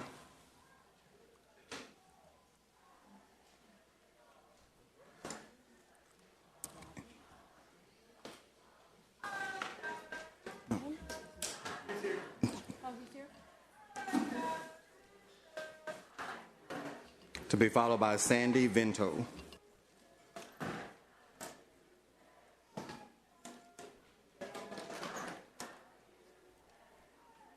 How you doing? My name is Roger Hurd Alexander. All right. I was here a year ago. I did 24 years in prison, and when I got out, they had found me. I did over my time, and when I came home, they didn't do anything for me. I filed all my paperwork, and still yet, it's another year by. Now, I just got to the hospital. I have what they call encarditis, and then I don't have no insurance. They put me out. They said I need 6 weeks worth of IVs.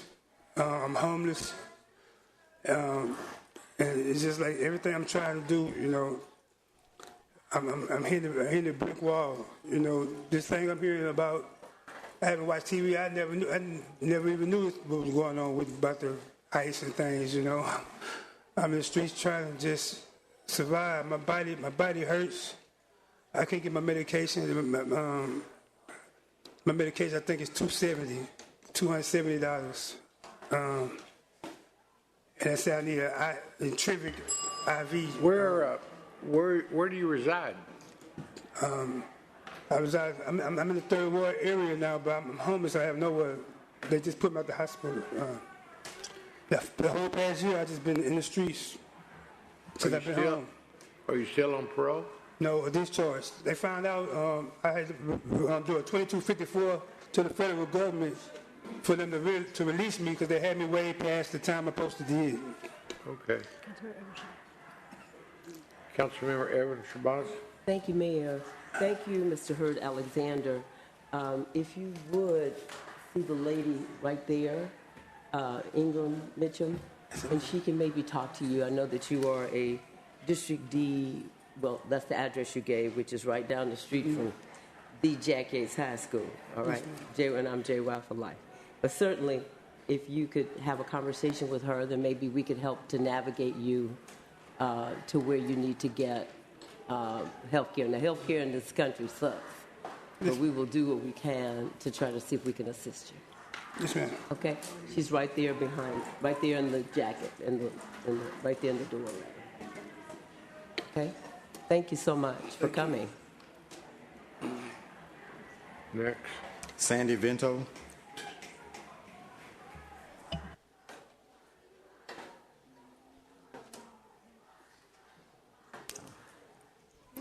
I thought it was her. Mr. Q. Annie Manas of Katy. To be followed by Paul Manas of Katy. Hello, Ms. Mayor Whitmire. This is my first council meeting. I heard you speaking, and I heard you speaking in the beginning with sensitivity and intelligence about ICE accountability. I was glad, I guess, surprised, but you spoke with sensitivity. You spoke with what sounded to me like commitment. So I just want you to know I heard you, and I'm listening, and I'm wanting you to follow through with that. Thank you. Thank you, ma'am, for being here. Yes, sir. Okay, I'm next up. I'm Paul Monas. Annie is my wife. So I was next up to speak, if you will. Can I go now? Yeah. Okay, so I grew up in India, and I spent my early life there, and so I came to America, even though I had American parents, as a sort of immigrant. One of the things that I respect most about living here in the U.S. and about Houston is the rule of law, and I think we need to get ICE to follow the rule of law. I also went to University of Minnesota for my education, and up there the public tried to rein in ICE by following ICE around and documenting it. And as you know, Alex Preddy and Renee Good were shot trying to just film what ICE was doing to have a record. An idea I had to present to the city council is maybe you could assign a police officer with a body cam to follow the ICE officers around at least until they change their behavior. And at least that would have warned Lorenzo that there was an ICE event happening because he had no way to know. So that's just an intervention that could be done like the public did in Minnesota. So I thank you for your effort, and I support your getting to the bottom of what really happened. Thank you for being here. Okay. Next, Councilmember Jackson has a procedural motion. Councilmember Jackson. Thank you, Mayor. I move to suspend the rules to have Kendrick Sampson as the next speaker. Motion made and seconded. All in favor say yes. Those opposed, nay. Motion passes. Kendrick Sampson. Hey, how's it going? I am so proud of Houston and them standing up right now. My question, honestly, is why is Houston not protecting its people? That's my direct question. What are we waiting for? Where do we draw the line? Like, what line do we have to draw? Cut ties with ICE, period. There's a rise in violence across the United States and specifically in Houston, and the rise in violence is coming from law enforcement. From cops to ICE, there's a shootout. I mean, the anniversary of Sandra Bland's murder was yesterday. Yesterday was the anniversary of Sandra Bland's murder. And in 2026, over a decade later, law enforcement is having shootouts with unarmed citizens, and now y'all have invited ICE, law enforcement from outside of our communities, to come in here and murder our citizens, our people. Murdering a citizen like Lorenzo Salgado Araujo. We have been fighting for accountability for police corruption here, and now y'all are inviting and collaborating with law enforcement from outside of our city to abuse and murder our people. Why aren't y'all protecting us? That's the question. Where do y'all draw the line? It should only take one. It should be not one more murder, one more abuse case, not anything, not waiting until it gets to our front door. If you're not going to protect us, we should not protect y'all. We shouldn't protect y'all's seats. We shouldn't protect. Thank you. I'm dead. Collaborating with ICE is collaborating with Jim Crow. Thank you. It's collaborating with the delusion of white supremacy and with the huge population of black and brown migrants that we have in this city. The call to abolish ICE and disconnect everything from ICE should be loudest from Houston. Okay. And from our leadership alone, we should be the loudest on the world stage saying, abolish ICE, cut ties with ICE, and we can get them the fuck out of Houston.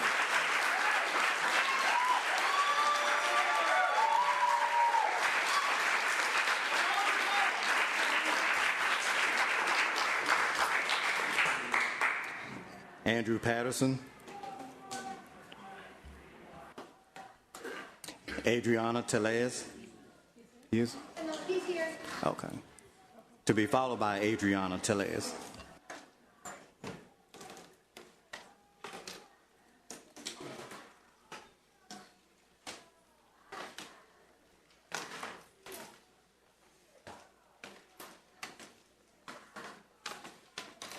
Hello, Mayor, City Council members. I want to thank you, Mr. Pollard, for putting my name on the list. Today seems to be a very difficult day for everybody. But to make it long and short, the mayor stood out yesterday and said there's very little that can be done with regards to doing any type of investigation. And he's right. There is nothing we can do because the federal government is handling it. But what we can do is we can get the HPD and the Sheriff Department get the best personnel that do investigations and get them deputized by ICE so they can do the investigation and they can make sure that all the evidence and documents and everything else is done properly and it's not going to disappear. It's surprising to learn how many deaths have occurred in the U.S. as a result of ICE intervention and doing things. But supposedly they know 4,000 violations that occur. I doubt those guys even know one or two, and actually how to handle themselves in a situation that law enforcement is taught. It's rather unfortunate the results are that people are killed. Just a couple of things. Actually, just one thing, please.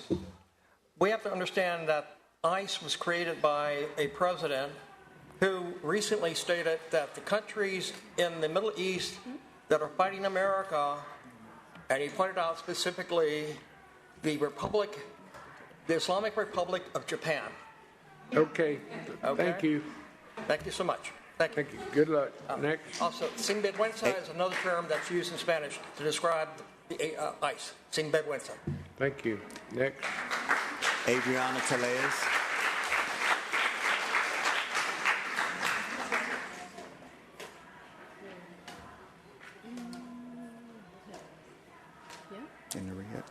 Yeah. To be followed by Maria Cervantes.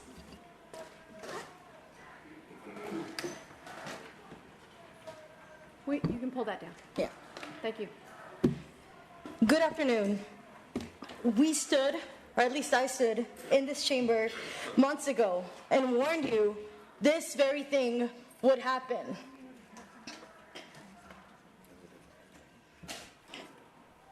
And told you where this road would lead. But when the pressure came, many of you abandoned your promises you made to the immigrant community.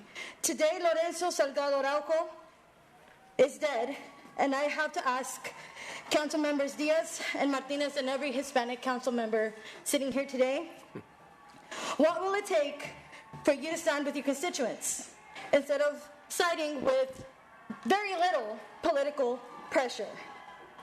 Will it matter when it is your father, your brother, your son, or someone else you love? Help this family bring Lorenzo home and demand a full independent investigation and publicly commit that HPD will not collaborate with ICE and remember that being undocumented should not ever be a death sentence.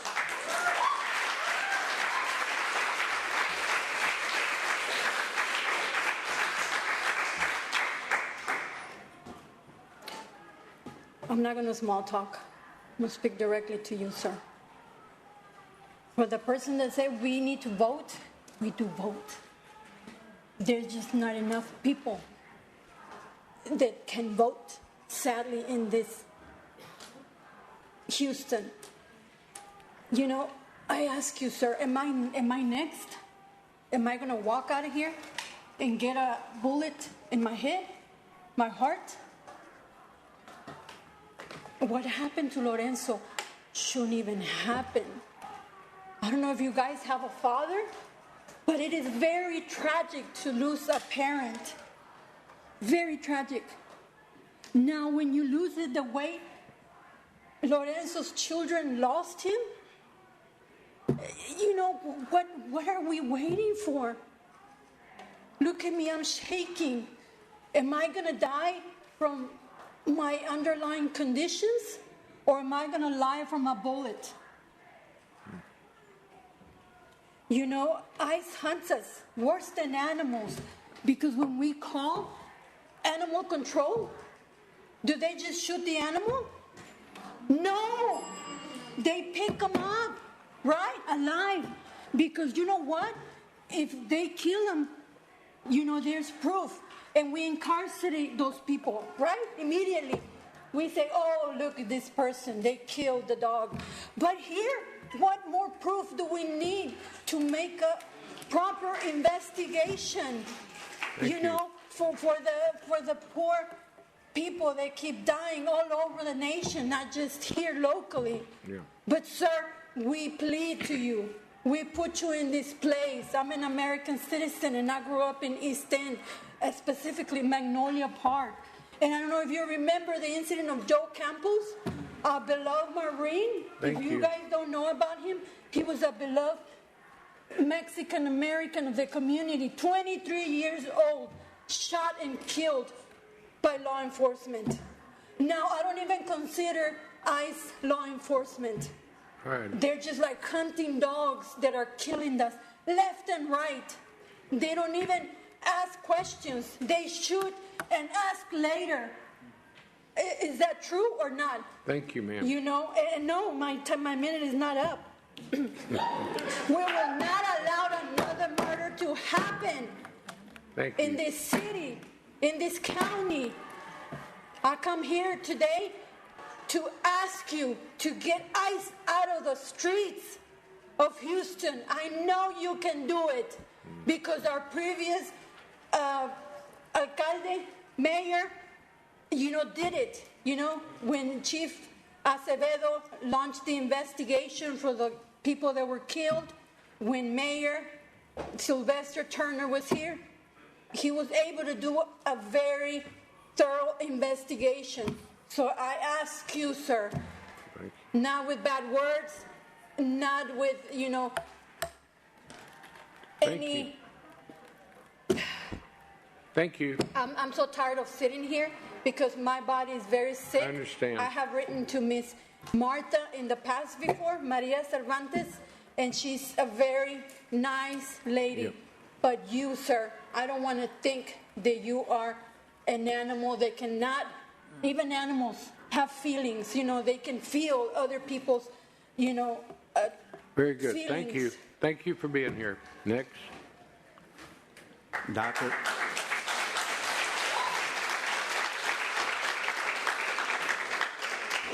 Dr. Eugenio Fernandez Sanchez, to be followed by Kaylee Gallardo. Good afternoon. My name is Eugenio Fernandez Sanchez. I am a nurse scientist and researcher at the Texas Medical Center. And my research focuses on HIV, human trafficking, and immigrant health. And today I'm here very concerned about the consequences of enforced ICE in the city. I am tired of watching our immigrant communities being targeted, stigmatized, and weaponized because of our color of our skin, our immigration status. Through my research, I have witnessed fear like I've never seen before. That fear has driven people away from medical care, increasing psychological and mental health. People are delaying medical care, missing appointments, and avoiding hospitals because fear of detention, family separation, and now killing. For people living with HIV, interruptions in treatment can have serious health consequences. I have spoken with research participants experiencing overwhelming anxiety, depression, and they worry about their future. I also worry about their future. Fear also makes victims of human trafficking less likely to seek health care, report abuse, or work with law enforcement. It strengthens the power of traffickers and weakens community safety. This is not only an immigrant issue, it's a public health issue, it's a mental health issue, it's a human dignity issue. As elected leaders responsible for the well-being of Houstonians, I encourage you to look at the health consequences that carry out their responsibilities and make decisions that affect our communities. I'm here to also request justice for Lorenzo Salgado Araujo. Thank you. Thank you.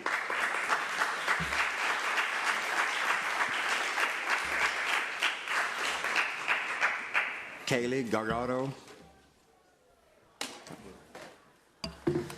Hello, Mayor, City Council. I am a District K constituent and a UH alum. I just want to start by saying that I think Houston is such a beautiful city.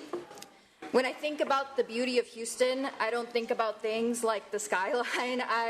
The first thing I think about is the people who live here.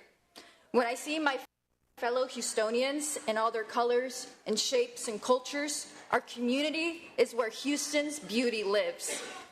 Recently, there have been more and more attacks from our state and federal government on our community in attempts to strip us of what makes us beautiful. ICE has forcefully infiltrated our community and is taking our brothers and sisters alive or dead. These attacks should not be permitted, and I call on you, Whitmire, and the City Council to stand up to Abbott and Trump and their administration and fight with us. People are dying, and families are getting torn apart. People are being tortured in detention centers. There is no space for complacency. It is time to be brave. I am asking the city to follow in the footsteps of other major cities across the nation and focus on passing policies that place limits on the tactics that ICE uses. We need to see harsher ordinances that further restrict ICE and HPD collaboration. We need to, in order for ICE to operate within city limits, we need to make sure that they are not concealing their identity, have body cameras on and recording, and are not concealing the vehicles so that they can infiltrate our communities and hide amongst our own. Whitmire, and honestly the rest of the City Council here, y'all have campaigned to keep us safe, and quote from Whitmire's campaign, keeping violent criminals behind bars. Well, there are violent criminals in our streets destroying the lives of people who are just trying to make a living. What are y'all going to do to keep that promise? Thank you. Just a second. Mayor Pro Tem. Thank you, Kaylee, for being here. Our District K constituent and former District K intern. Yes. Thank you for lifting your voice. Thank you for the work that you continue to do and your engagement. And we hear you. Thank you, Martha. Right. Thank you. Next. We've got some more folks down there.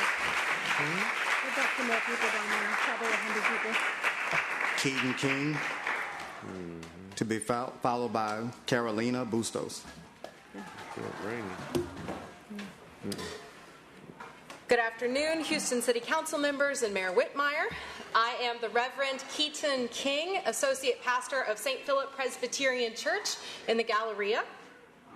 As clergy, I come before you today to advocate for a full, fair, transparent, independent investigation into the killing of Lorenzo Salgado Araujo. This homicide erodes necessary public trust in law enforcement agencies. The public deserves the truth. The family deserves answers. If the ICE officers involved in the death of Lorenzo lawfully discharge their duties, then surely they won't mind an independent, thorough investigation. While the Trump administration has ordered ICE to cease most, not all, vehicle stops, Houston still needs greater accountability from ICE agents. ICE is the highest funded law enforcement agency in this country. We do not accept that body cameras are delayed because of government shutdowns. ICE can afford to appropriately equip officers to discharge their responsibilities. If they are not outfitted with necessary equipment like body cameras, then they shouldn't be on duty. HPD officers show up to work every day in uniform, complete with their names, badge numbers, body cameras, without masks, in properly marked vehicles. Why? Because they have nothing to hide. The Houston community can settle for nothing less than holding ICE to the same standards as HPD. We need you to join us in demanding that ICE agents be equipped with body cameras and proper identification of all officers and vehicles. This is a moral test for this city. We cannot look away while the right to due process is violated by ICE. Lorenzo's rights were taken from him when unnecessary lethal force was used as a first resort. A simple review of his ID would have revealed that Lorenzo was not even the target that ICE sought. Houston cannot abide the ICE approach of shoot first and ask questions later. Houston City Council members and Mayor Whitmire, I implore you to do everything in your power to ensure the independent investigation of the death of Lorenzo Salgado Araujo and to establish higher standards of accountability for ICE agents. Body cams on, masks off, identification presented, guns holstered. Thank you for your service on City Council. Thank you. Ma'am. Councilman Salinas. Reverend King, when I saw you on the list, I thought it appropriate to speak after you since you are my pastor. I can't put into words the fear and grief that this city is feeling right now. And I want you and all of Houston to know that many of us on this council stand with you. And not just following the shooting. Many of us have done everything in our power to limit the cooperation between HPD and ICE. Many of us have done everything in our power to try to keep ICE out of Houston. And know that we are going to keep fighting with you. We are going to be out there protesting with you, and we are going to do everything to make sure HPD does everything in its power to make sure no stone is unturned and we get justice for Lorenzo. But you have my promise. You have the commitment of so many of us up out here on this horseshoe. But thank you for what you do. Thank you for your guidance. And you have taught me and so many others. Faith means so much more than just prayers and words. It means taking action. And you have my commitment that we are going to take action. Thank you, Councilmember Salinas. We have your back. Please keep fighting.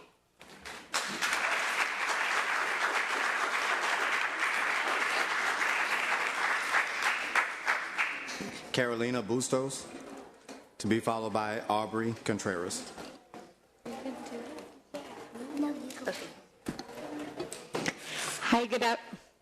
Hi, good afternoon. My name is Carolina Bustos, a first-generation Mexican-American. When my family came to the United States, we landed in El Barrio de Magnolia. I don't think ICE could have ever imagined the uproar Magnolia would make. I am here because it is my duty to speak up for those who are at greater risk. 1 in every 3 adults in Harris County do not have the ability to read or write. Are Houstonians not showing up to vote, or are our elected officials selling out after their pockets are lined with money? Why is it so difficult to do what you say you will? The people are the city, are posted on the wall.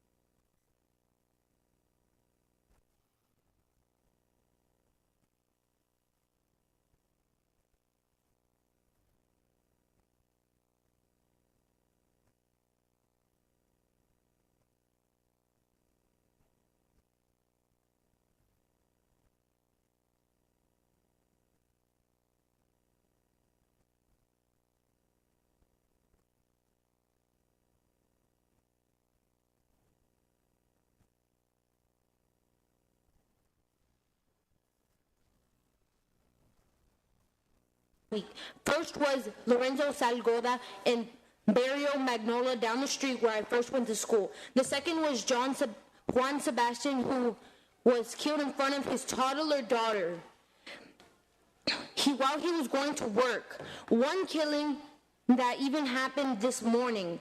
I am scared to even go outside with my family, and that should not be happening. I'm understanding that it's not okay right now to ICE in general. And you know how hard that is? Is it because of my skin color? Because I don't look like most of y'all right now. And you know how upsetting it is to hear people call me names a monster? You know how maybe my sister has to hear that in school.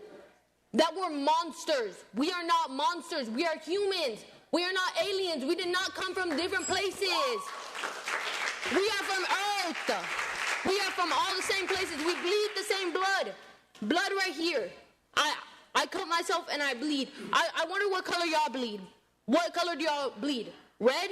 Oh, and whenever I stand up for the Pledge of Allegiance and we get to the part and justice for all, not all of us have justice. Look what's happening. ICE. What if I get deported? What if my sister does? What if my grandma does? Oh, you see all those people out there? They're trying to make sure ICE doesn't stay in Houston, Texas. Do you want to speak?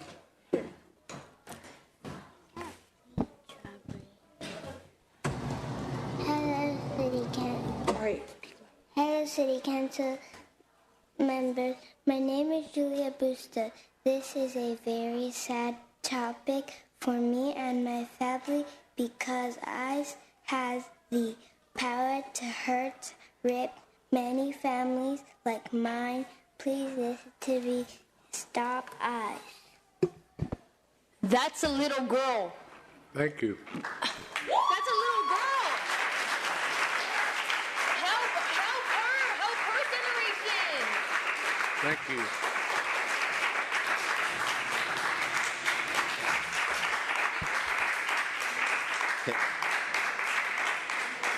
Hector Magno, to be followed by Jeremy Peel.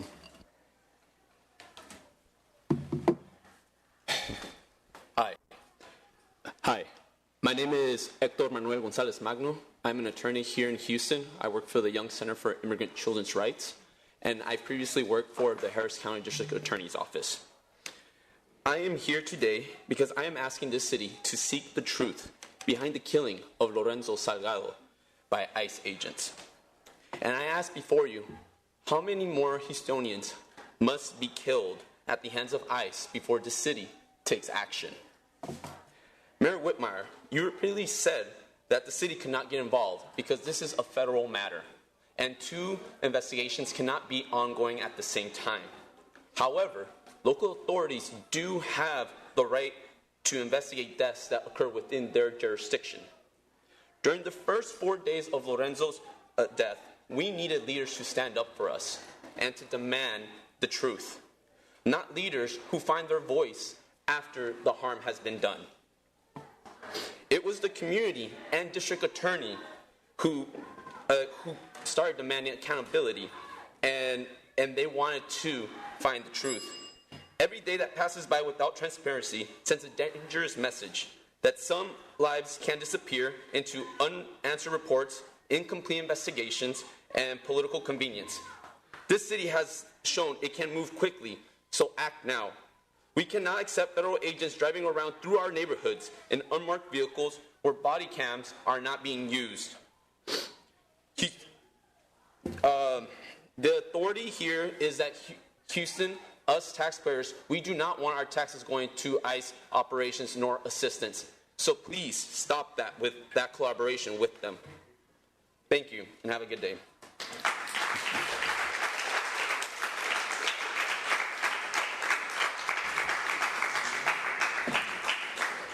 Jeremy Peel.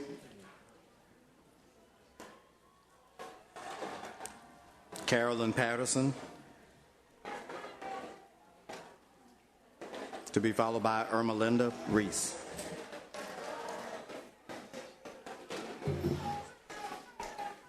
Hello, I live in District A, and I'm a teacher with 15 years of experience teaching in immigrant communities throughout Houston. In those years, I have taught a number of novels to students that discuss the American dream. It seems to me that my immigrant students are living the American dream every day. It also seems to me that Lorenzo Salgado lived the American dream. He raised a family in Houston, he built our city, and he provided incredible opportunities for his children. The part of the dream that was denied on the day that he died was due process. We know that the officers involved in this shooting did not identify him correctly. We also know that due process applies to any person on U.S. soil, not just American citizens. Because Lorenzo Salgado was one of us, he deserved due process. ICE thinks they are judge, jury, and executioner, and it is your job as our representatives to tell them that they are not. Thank you.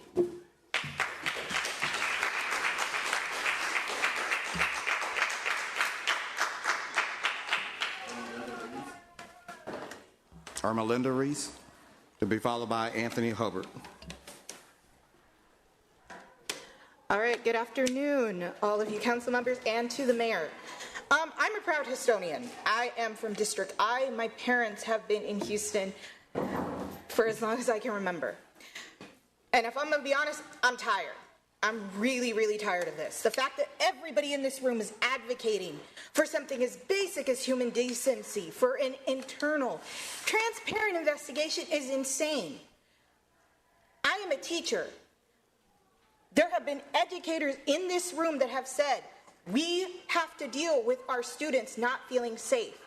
We as teachers have had to go through training that if we don't follow through, we immediately are raked over the coals for. You guys need to have some form of transparency with ICE. At the very least, get rid of them. Get rid of them completely, break ties with them. This entire city is diverse. The fact that we've got people in unmarked vans killing people is insane. You are the mayor. When one of us gets killed, you shouldn't wait an entire week to basically say, hey, we are going to have a potential investigation. You should have done this within the first 24 hours. The same way all of us educators have to do it when our kids, or we suspect our kids are being abused, neglected. We have to do that, because if I don't do that, I get put into an investigation pool. I lose my job. Where is the transparency for you guys? Where's the transparency for ICE? This needs to stop.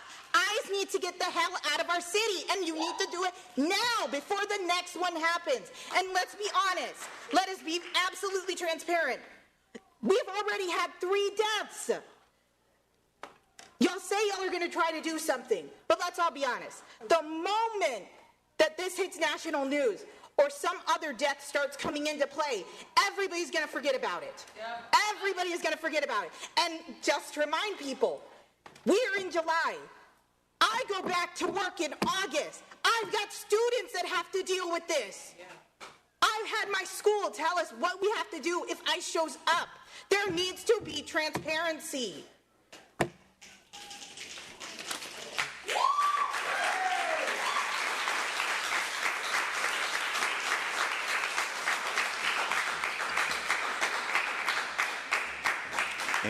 Anthony Hubbard.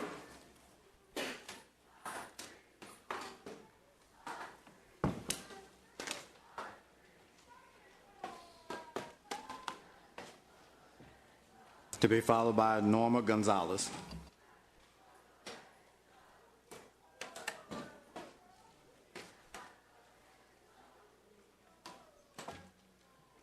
Mayor Whitmire, you talked about unity. That's going to require direct action and courage from you. You told us that your leadership would stop what happened in Minneapolis and many other cities from happening here in Houston. We can clearly see that did not happen, and it was not the case. We need you to be brave enough to stand up to Abbott and join the fight. And for what we can do, all of us are going to vote in November to vote Abbott out. But how many months is that? Should we have to live in fear every single day that we may be shot and murdered in the street for nothing else besides the color of our skin? For months? I can vote in November. I am proudly going to vote in November. But what are we supposed to do? And to say council cannot do anything? Are you all going to tell me that a man can be executed in the street and HPD can do nothing? HPD can do nothing while a man is murdered and cold-blooded in the street? All of y'all should take action.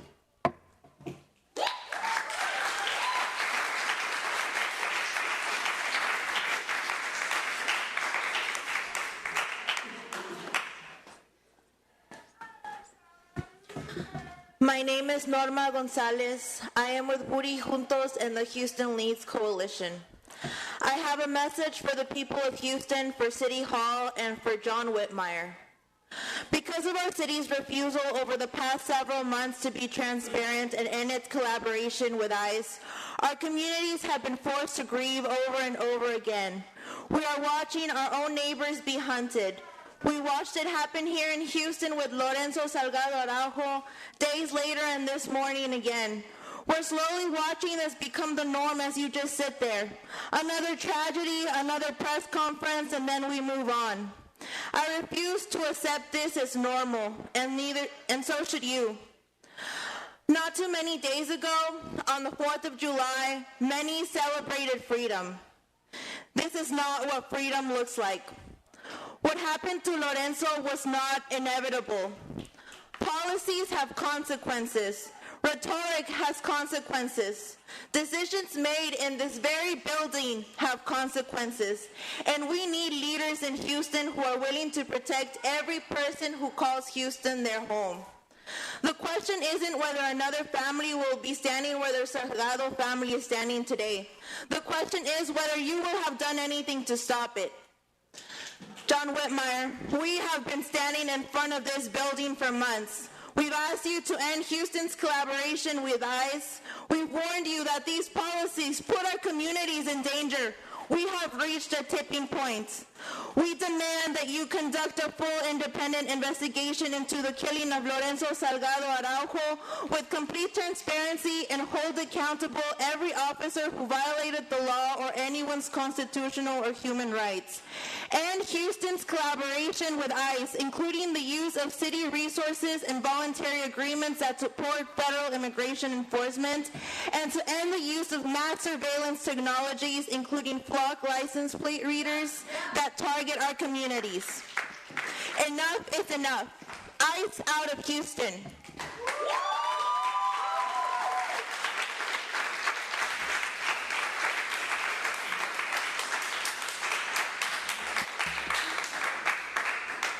Ikra Tariq of Humble.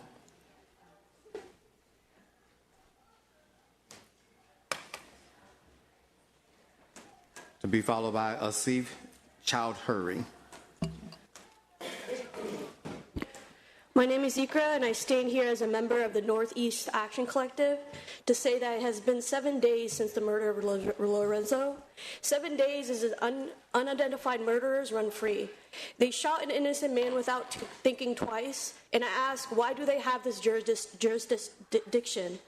I ask you all who voted to give police our tax dollars to protect us, when will you hold these ICE agents accountable and identify them to the public? When will you hold a city investigation? You cut millions in our social services to provide an $820 million reward for HPD, so where are they now? Where is our public safety that you have promised us? How can we trust what you say about providing us public safety when you can't keep us safe from state and federal agents who are negatively impacting the well-being of all immigrants who call Houston their home? This death is on your hands as you caved into fascism and set forward an ordinance that allowed HPD to fully collaborate with ICE, the same fascist organization that drive in unmarked vehicles, refuse to identify their person, turn off their body cams, and has the ability to kill our members in our community without consequences.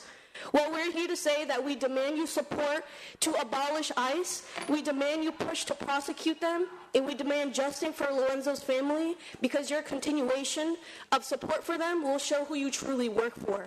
Our community should not live in fear of leaving to go into the public because of the possibility they could be the next victim due to racial profiling.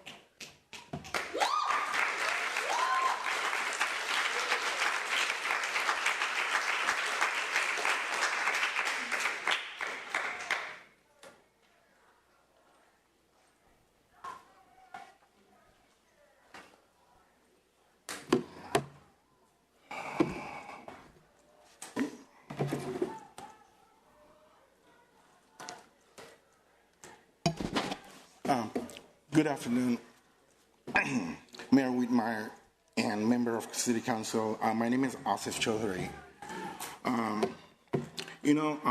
Matter of fact, I think I just want to address today a little differently. Not like a year ago when I was a student at University of Houston Graduate College of Social Work, or nor when we approach higher education committee in Austin, because we know how Greg Abbott and those committee members of Trump goons vote. Now, I want to welcome the new council member. Welcome to this madness. Now, Mayor Whitmire, sir, how are you?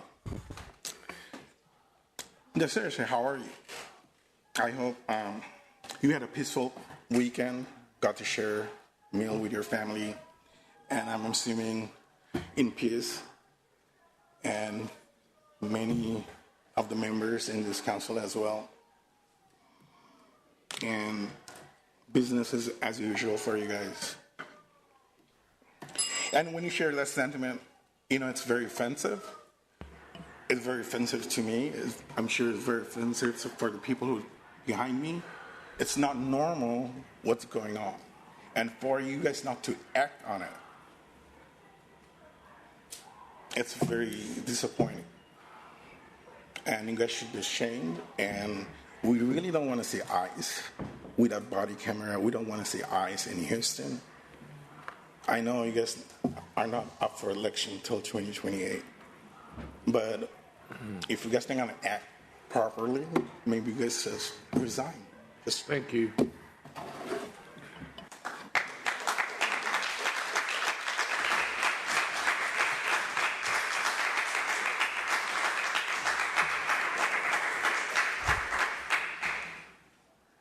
Stelina Villarreal.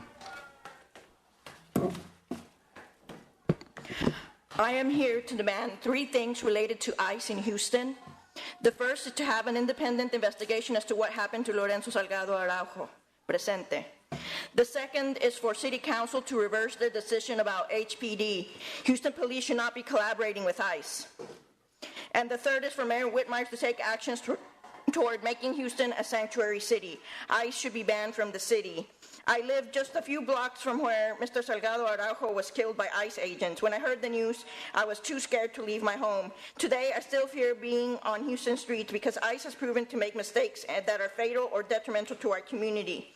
Mr. Salgado was not the target of ICE's operation, yet he was still murdered. His innocence did not matter to ICE because they mistook his identity. Even ICE-targeted operations are xenophobic because they isolate and oust humans who are treated as lesser than.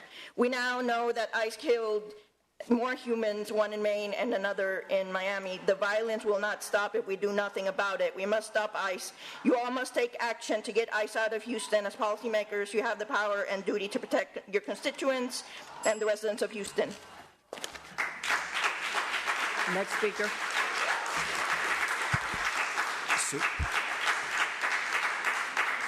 Susie Smith. Susie Smith. To be followed by Noah Melendrez.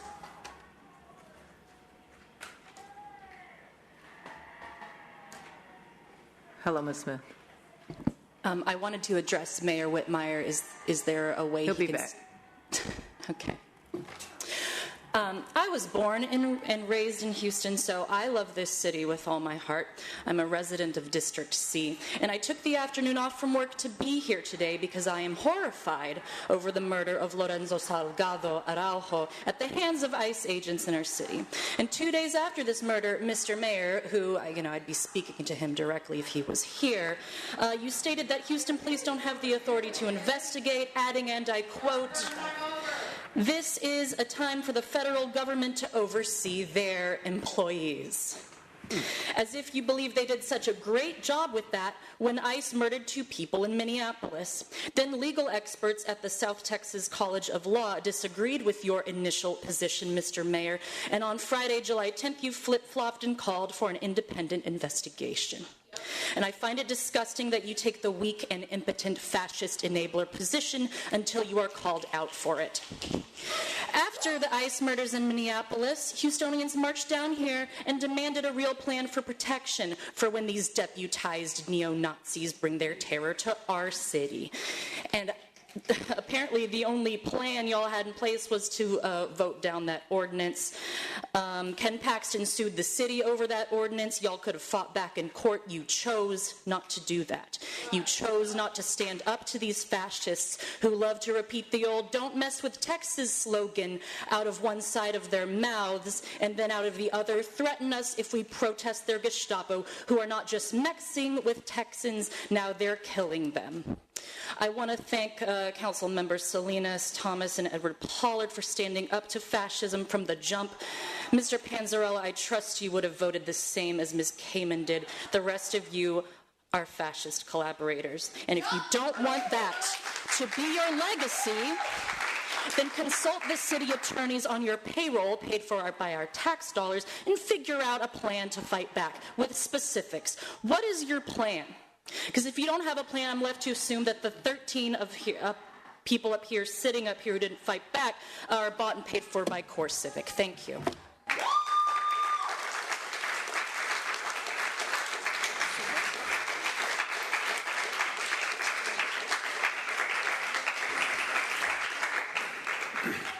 Trust in law enforcement is an important part of our society. In the course of attending several protests around the murder of Mr. Salgado, I've had the opportunity to talk to many police officers there. These are hardworking people in a difficult job, and they deserve to be above suspicion. Unfortunately, in reversing Councilwoman Salinas' ordinance last April, City Council has raised fears and distrust across Houston towards HPD. The trained officers of HPD do not deserve to have their professions besmirched by being forced to associate with a gang of thugs recruited by a criminal federal government to terrorize and harass our communities with hardly any training. Many of these people are joining ICE because they couldn't get into the police academy. So why do we want our officers working not just with them, but for them? So for the safety of our communities, as well as the integrity of the HPD, I ask that City Council resolve to make every legal effort to remove ICE from Houston and to refuse collaboration with them. Councilman Panzarella, I really appreciate your comments today, and I hope you reverse your position and join Councilwoman Salinas' efforts. And Councilwoman Evans-Shabazz, you also voted to repeal Councilwoman Salinas' ordinance. So I'd appreciate it if you let us worry about our voting, since we also have to worry about yours. Thank you so much.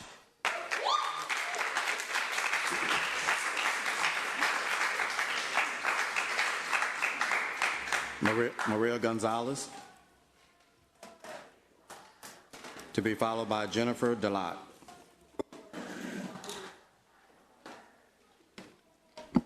Mr. Mayor, council members, I was here about a couple of months ago telling you my students were scared. They're still scared. I appreciate you all sitting here and listening to the anger and the frustration. I need you all to do the right thing, and I'm with Bill Booker. Let's start playing hardball with the state and the federal government. I need our city attorney to start figuring out how to address this. And yes, let's start suing ICE. Let's start. This city can do more. On Saturday, I have to go before Magnolia Park students again. These students are scared.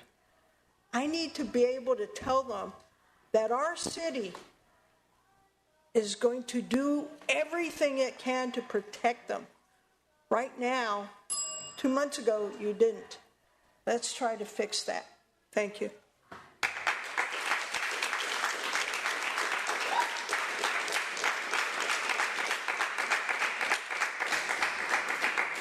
Jennifer Delate.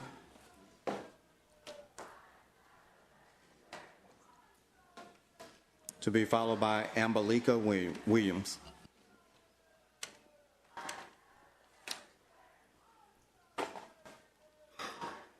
Good afternoon. Thanks for hearing me. Appreciate it.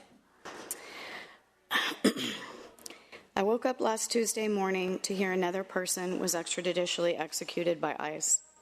This time it was my neighbor Lorenzo. I bought my house in the East End because it was a safe place to live. because of people like Lorenzo. Hardworking, law-abiding families look out for one another. This is why I feel compelled to speak before you today. I no longer feel safe in my home, in the city I've lived in for 46 years and my husband was born in. July 7th, around 7 a.m., an armed masked men wearing no cohesive uniforms to identify themselves in two generic black SUVs with no lights or sirens chased Lorenzo down Canal, ran him off the road, shot him, and then mocked him as he bled out in the street screaming. This happened a short distance from Franklin Elementary around 7 a.m. as children were going to school. There's absolutely no excuse for endangering innocent people like that. This was an act of reckless, egregious violence.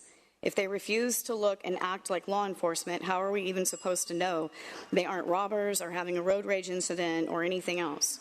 How was Lorenzo supposed to know that the masked men wearing no uniforms in unmarked vehicles, behaving erratically and attempting to run him off the road were law enforcement? He'd committed no crime. Thank you. I'm not done. Mayor Whitmire, I voted for you.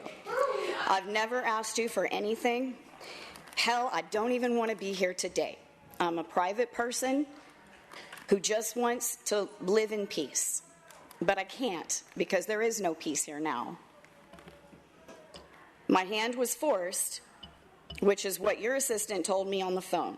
She said that your hand was forced. She said you said it was a federal matter and there was nothing you could do to help us. Yes. Twice. Sir, with all due respect, that's a load of hogwash. It's unacceptable. If our local government can do nothing to keep us safe, what's the point of your office?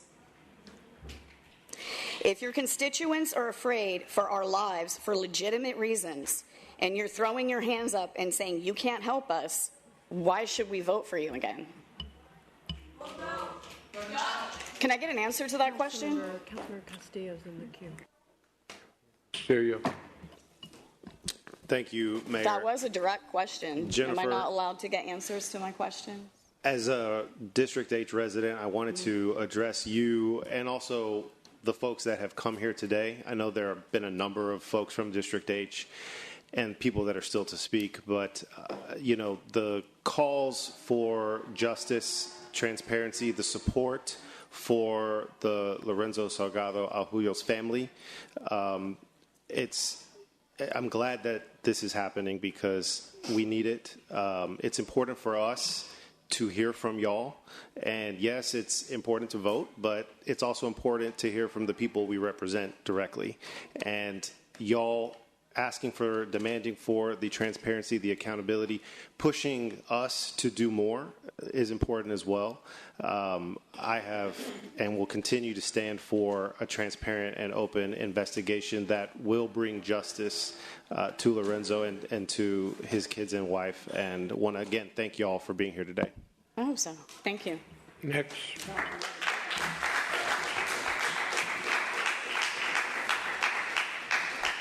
Ambalika Williams, to be followed by Julia Godinich.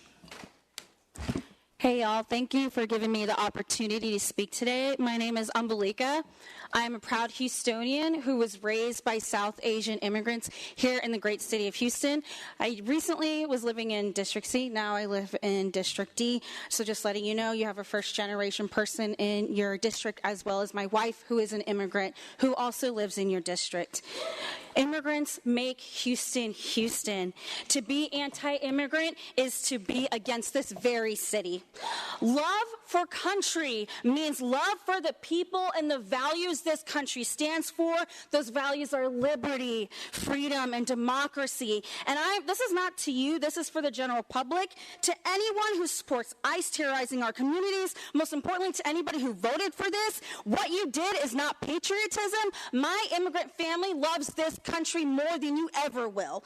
Liberty means due process, not unmarked cars and unidentified agents. Democracy means a government that actually serves its people, not one that tears families apart. Freedom means walking our streets without fear, yet my family and I feel this fear every single day. I'm going to wrap this up real fast. I'm done, almost done. To our council, love and service of country means upholding its values and protecting its people. As elected officials, your job is to protect and serve the people of Houston. To City Council, if you are actual people of God, when it is your time to leave this world, will you be known as someone who protected the people against forces of evil, or someone who let the forces of evil wreak havoc on the very people you sworn to protect? Okay. Be a patriot, Mayor Whitmire. I know you can. Protect immigrant communities who define this city and make it great. Thanks, y'all.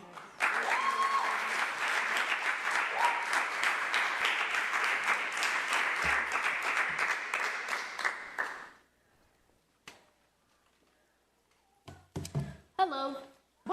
Oh my God. Hi, my name is Julia Godnich, and I live in District C. And I'm here to talk about the killing of Lorenzo Salgado Araujo, which I'm sure you all have heard about this whole afternoon.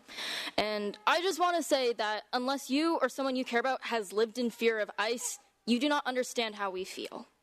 The killing of Lorenzo was unjust. We know this. The witnesses of the killing's safety are threatened by the very same people who have shown their arrogance to the law and human decency before.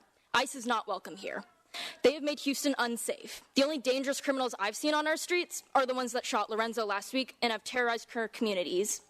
Mayor Whitmire, I know this council told you to leave the investigation to the federal authorities. Just yesterday, critical evidence was released from Minnesota over the shootings of Renee Good, Alex Preety, Julio Soso Silas, and to the local authorities. It can be done. Justice can be served. I support that decision to push for an independent local investigation because despite previous claims by this council, we have the resources and we can take the lead.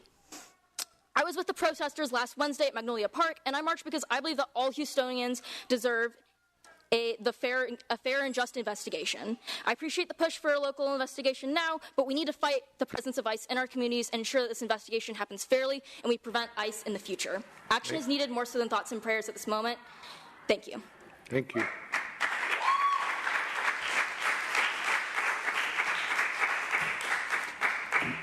Nessie Gasanov.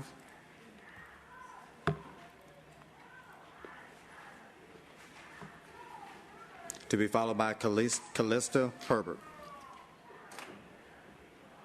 I timed this multiple times at a significantly less than 3 minutes, so don't tell me to stop. Hello, my name is Nessie Gasanov. I am 18 years old, and I am the child of 2 immigrants from Belarus and Azerbaijan, respectively. A man has died in your city, and his name was Lorenzo Salgado Araujo. You are adults like me, and I don't care about decorum, because decorum is just meant to quell the revolutionary spirits, and I will not hold back. Thank you for the work you have done, because I do recognize that, but you have a responsibility to protect your citizens. And Mayor Whitmire, it is beyond me how much you let the federal government step all over you. In regards to the investigation, all I'm hearing is, oh, well, there isn't much we can do. It isn't in our hands. Well, you know what you can do? Push and pressure more for an independent investigation, or even the bare minimum to get ICE out of our goddamn city. And don't say that isn't possible, because Colorado and many other states like Utah have enacted many regulations as such. All of my friends who are people of color and or are also children of immigrants have expressed fear over ICE since the increased presence began in Houston when I was in high school. And as a white first-generation American, I recognize my privilege and I speak for them. No one should feel this scared to live in a country that has been built on immigrants. I am so goddamn sick of seeing families get ripped apart due to ICE, the power trips and inhumane acts being done to men and women and children. And you should lie sleepless at night, knowing you are letting this presence run rampant in your city. The key witnesses of Lorenzo Salgado Araujo's murder are being pressured into deportation, and his family, last I checked, hasn't even been able to claim his body. ICE killed another man yesterday in front of his 3-year-old child, if any of you on this council even knew that. Does it sound like justice to you? Is anything that anyone is saying getting through to you? Because I certainly can't protect my community if you guys are doing nothing to protect them. I am Jewish, and seeing ICE, a wannabe Gestapo, kill people in cold blood in the streets is how some of my ancestors eventually died to the Nazis. And I will not be silent watching ICE pathetically try and do the same anywhere, but especially in my city. Finally, Amy Peck, you once said in an email, quote, "There's no better way to stick it to the Antifa types than to show them that they can't stop people from participating in public life," end quote. Well, there's no better way to stick it to a fascist bootlicker than to show them that you can't stop the people from making every single person on this council feel the crushing weight of their sins and all the screams of the citizens they are letting down and having died in the streets with ICE. I know you hear them out there. I know you do. To the Araujo family, I have nothing but love and admiration for you. I'm sorry. Abolish ICE, free Palestine. The proletarians have nothing to lose but their chains. Thank you. Ma'am, just a second. Vice Mayor Pro Tem Peck. Thank you for coming today. I don't know what that quote is, but I never said that, so don't know what that is. Okay, thank you. Next. Callista Herbert.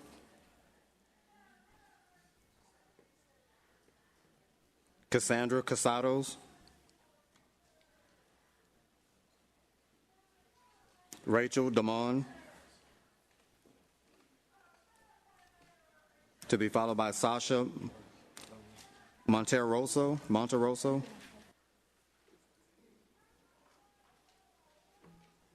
A man was murdered in cold blood by ICE in our city. Not in Los Angeles, not in Chicago, not in Minneapolis, right here in the streets of Houston. So what are you as city council going to do about it? Who are these ICE agents who killed our brother Lorenzo? And where are they? It's been over a week since he was murdered. Why does nobody seem to know the names of these state-sponsored killers who are wreaking havoc in our city? This isn't simply the fault of the Trump administration. Every single one of you on the Houston City Council has Lorenzo's blood on your hands. Every single one of you who has refused to take a stand against ICE operating freely within the bounds of our city has Lorenzo's blood on your hands. Every single one of you who capitulated to Greg Abbott in allowing ICE in police collaboration has Lorenzo's blood on your hands. ICE may have pulled the trigger, but you handed them the guns. Houston is home to 1.6 million immigrants, nearly 25% of our population. Immigrants make Houston run. Yet Harris County is leading the nation in ICE detainments. Harris County Jail holds the most ICE detainees in the entire country. These aren't just statistics. They are real people, families, children. We should be deeply ashamed. So again, I ask, what are you going to do about it? We will not allow ICE to lie about the details as is part of their playbook, to blame Lorenzo for his own murder. And we won't allow you to blame us for his murder either. Thank you, ma'am. We need more than hollow statements. We need answers. To get up there and say that there's nothing you can do is an insult to all of us who participate in the political channels that are made available to us. Thank you. We demand an independent investigation immediately. We cannot allow these armed thugs and their counterparts to investigate themselves. We demand an immediate halt to the collaboration between HPD and ICE that is the primary thing making our communities unsafe. We demand an immediate halt to the deportation proceedings of the witnesses of Lorenzo's murder. You represent us, the people, and the vast majority oppose this racist deportation machine. So again, what are you going to do about it? Thank you.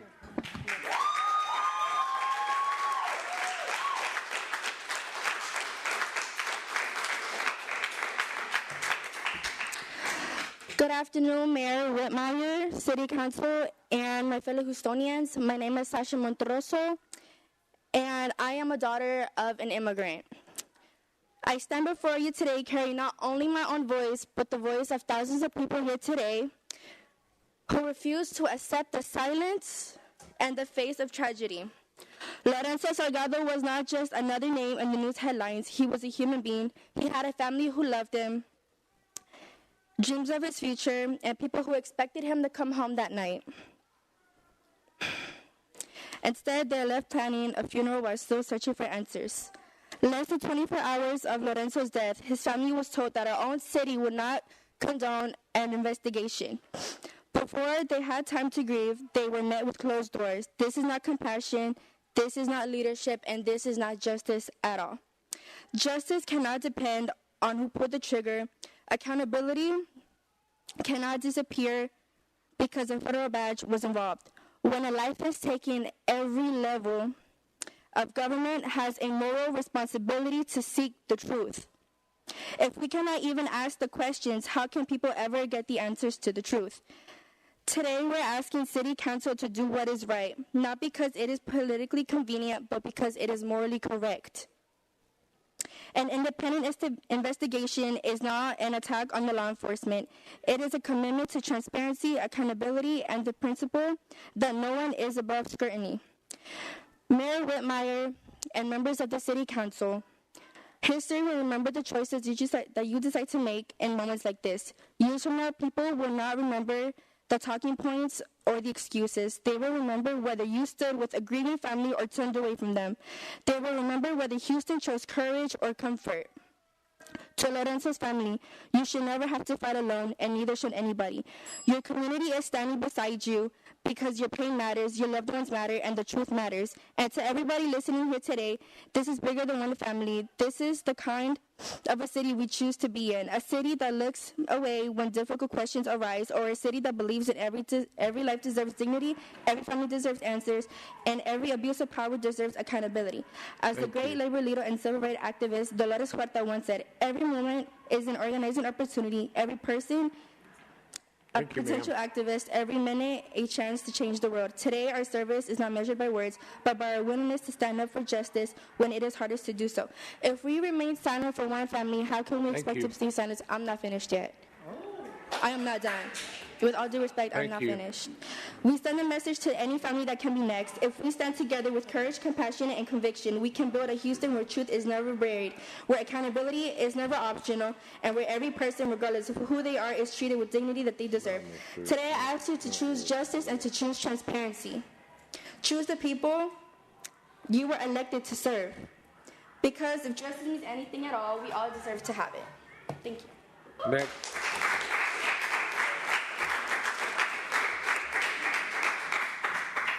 Sean Spinner. Now we're getting down to the political. Jessica Campos.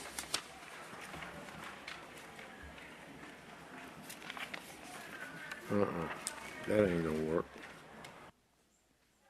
One at a time, please. One at a time. We're not speaking. No, one person at the podium. No. Oh, they're here. They are here. Okay. I know y'all would like to have an incident, but you're not going to get your way. I'm going to ask you respectfully to follow the rules that one person. We're not speaking. She is. Come on. One person at the podium. I'm so glad that one of you mentioned voters and that we parents should be teaching our children. Let them get away.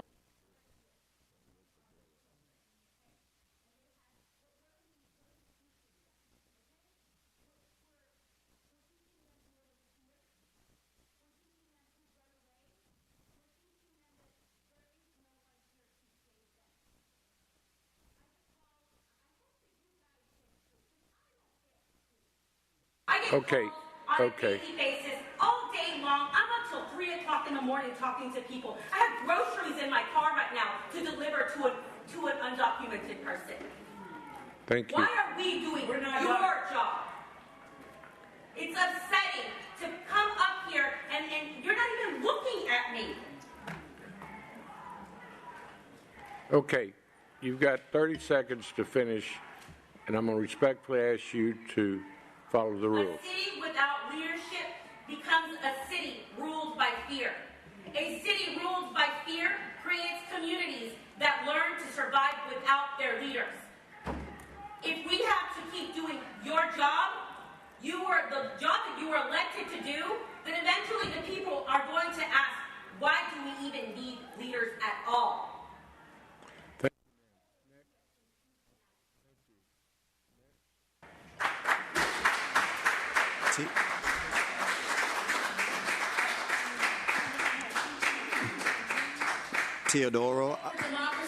Teodora Agaluz.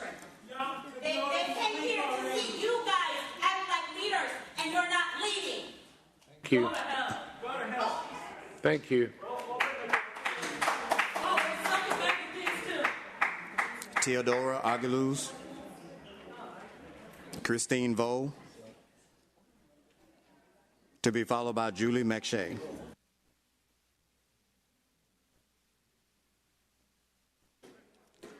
Good afternoon, City Council. My name is Christine Vo, and I'm a resident of District A. It's astonishing to me that even after a year of community members, organizers, and families coming to City Hall to demand you to do something, anything, to protect us from ICE, you have done the exact opposite. And now we've lost a community member to ICE. Councilmember, don't say there's not much that we can do. At the bare minimum, you should be joining us in the streets, passing policies to end ICE operations in the city, and standing up to the far-right state government and Trump, calling to abolish ICE. When you choose to allow ICE to operate in Houston, you're sending a message to all of us whose lives are of value and whose are disposable. Houston is home to 1.6 million immigrants. How many more immigrant fathers need to be killed before this council decides to actually do something? How many more families need to lose a parent before you decide to stand up to Trump and Abbott? Lorenzo deserved to come home to his family like all of you on City Council get to. Thank you. He deserves to grow old with his family and not get old because you failed him and you failed this city. Conduct an independent investigation and get ICE off our streets. Justice for Lorenzo.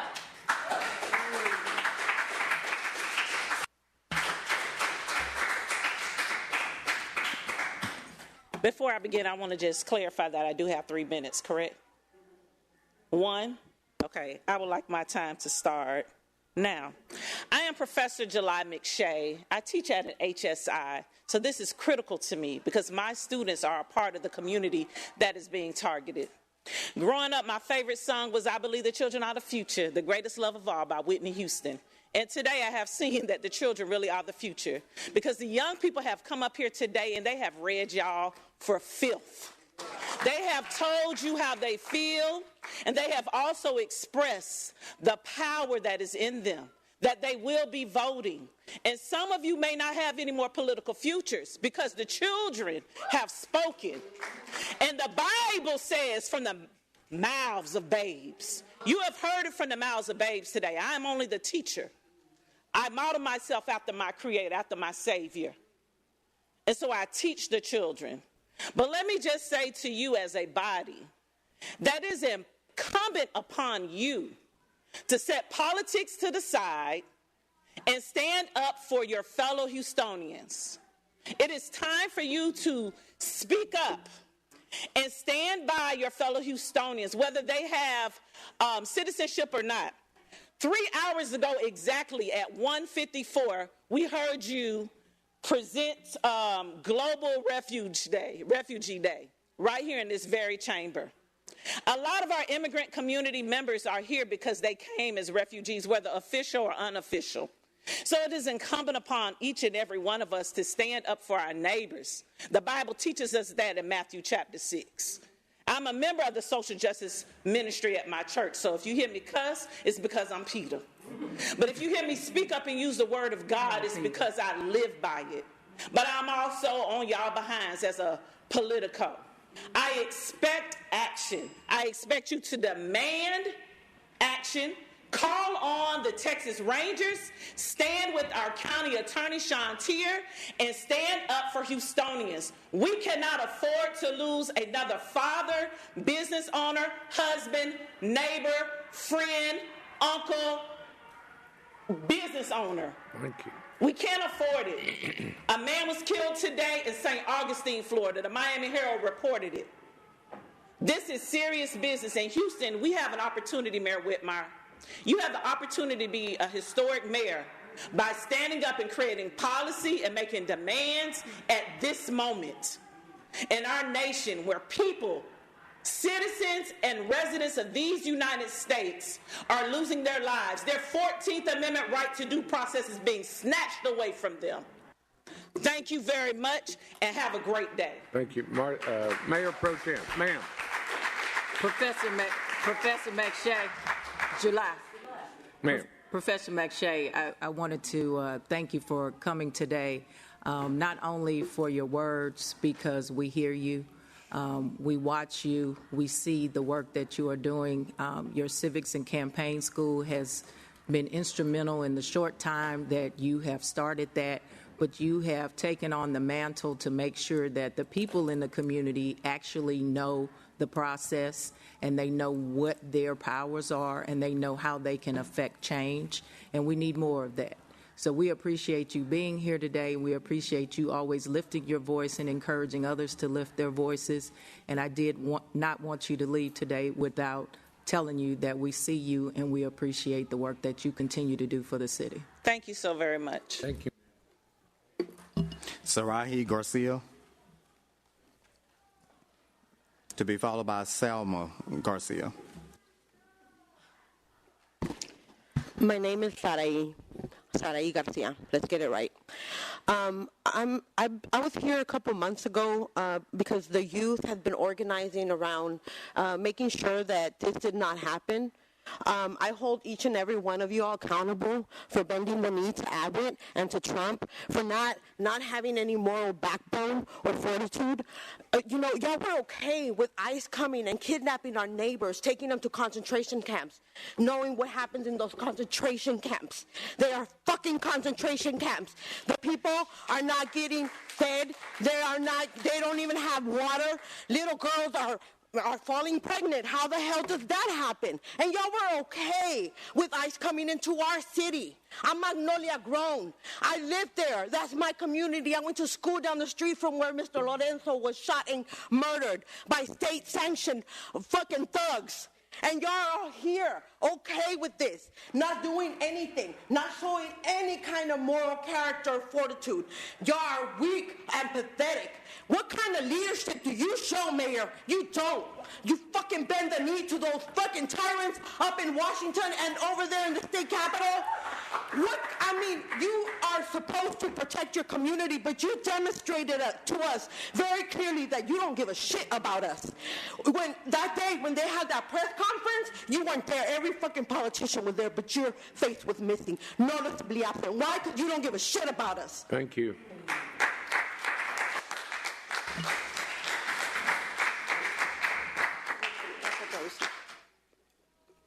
Buenas tardes. Good afternoon. Gracias por permitirme dirigirme a cada uno de ustedes hoy. Thanks for letting me speak to each and every one of you. Pero quiero dirigirme a usted principalmente y recordarle que ningún migrante es ilegal. She wants to speak to you, Mayor, directly, that no one is illegal on stolen land. ¿Sabe por qué nos están acribillando? ¿Por qué nos están matando? Do you know why they're killing us? Do you know why they're hunting us? Porque no tengo el pelo güero, no tengo los ojos azules. Because I don't have light skin. Mi piel no es blanca. I don't have white skin. Pero acá estoy con esta piel morena. I'm right here with my brown skin. Pero en mi sangre. In my blood, orgullo, trabajo, dignidad, respeto, cosa que muchos de acá no conocen. In my blood, it runs. I have courage. I am bold. I speak for my people. Thank you. No, you will not shut her up. Do you know who this woman is? Queremos afuera migración. Yo no más asesinatos. Es una obligación. Usted lo prometió. He caminado por el voto y sé lo que hemos pasado para que cada uno de los que están aquí hoy nos represente. Thank you. And you need to get up out of the city. It's your job, your responsibility. Do something about it. Thank you, ma'am. Thank you.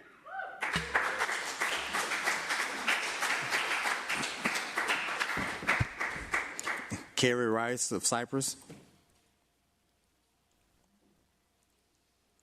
Javon Tyler. To be followed by Ruben Garza.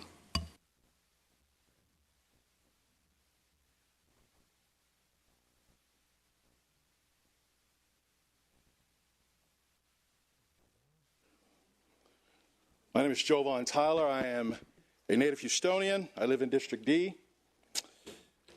Listen, silence equals death.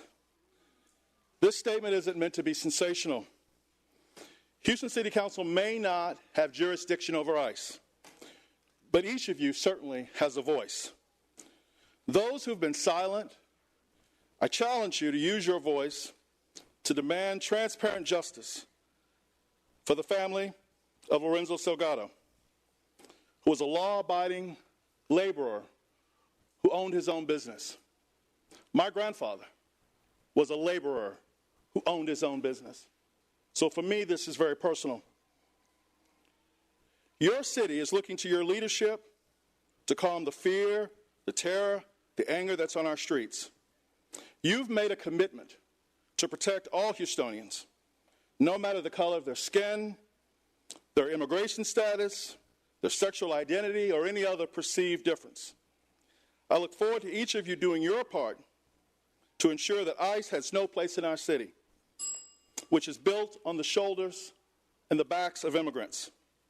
I would recommend that this council put forth an intentional Know Your Rights campaign. There is a heartbreaking memorial in remembrance of Lorenzo on Canal Street. If you've not been there, I'd encourage you to go. There's a lack by some on this council to have compassion. When you go to that memorial, there's a continuous crowd of Houstonians who were there, and their reoccurring message is that those who live in the East End are not cared for by this council. No Houstonian should feel that their government doesn't care. If this isn't true, now is the time for you to step into history and go into the streets where darkness abounds our streets this hot, bloody summer. Thank you. Thank you.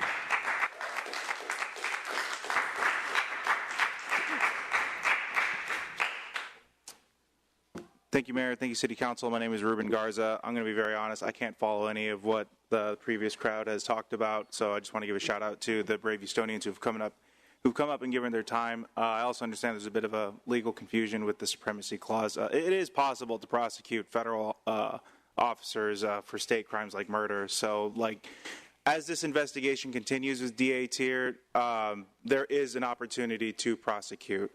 Now, that's not why I'm here. What I'm here to talk about is a federal housing act that just passed over the weekend without the president's signature. Essentially, there's a lot of really good stuff there, but something I do want to point out is federal guidelines on infill housing programs, single-stair reform, as well as the Innovation Grant, which is under Section 208 of the Road to Housing Act, which again just passed on July 11th.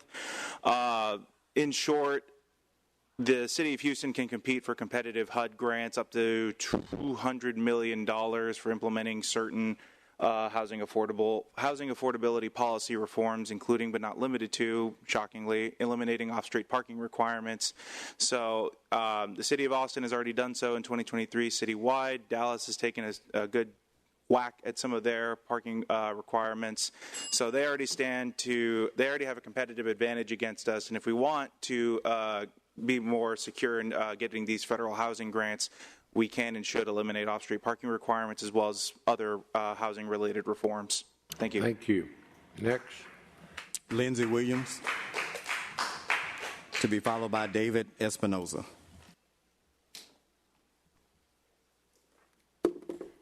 Hi, y'all. My name is Lindsey Williams, and I'm here as a District I resident, not as a super neighborhood president capacity. Lorenzo Salgado Araujo built Houston homes for 35 years. He was a father and a husband, and he wasn't even the target. The medical examiner ruled his death a homicide, and the agents wore no body cameras, even though Congress funded them in April. My friends and neighbors tell me that they feel like they're being hunted like animals, and this could be them, this could be their families, and this hurts. Former Sheriff and current County Commissioner Adrian Garcia said it plainly. Harris County is less safe because of this shooting. And he reminded us body cameras protect officers too.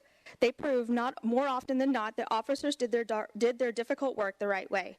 I encourage this council to support the Lorenzo Salgado Araujo Act. Body cameras, clear identification, independent oversight. Legislation like this makes everyone safer, our neighbors and the agents themselves.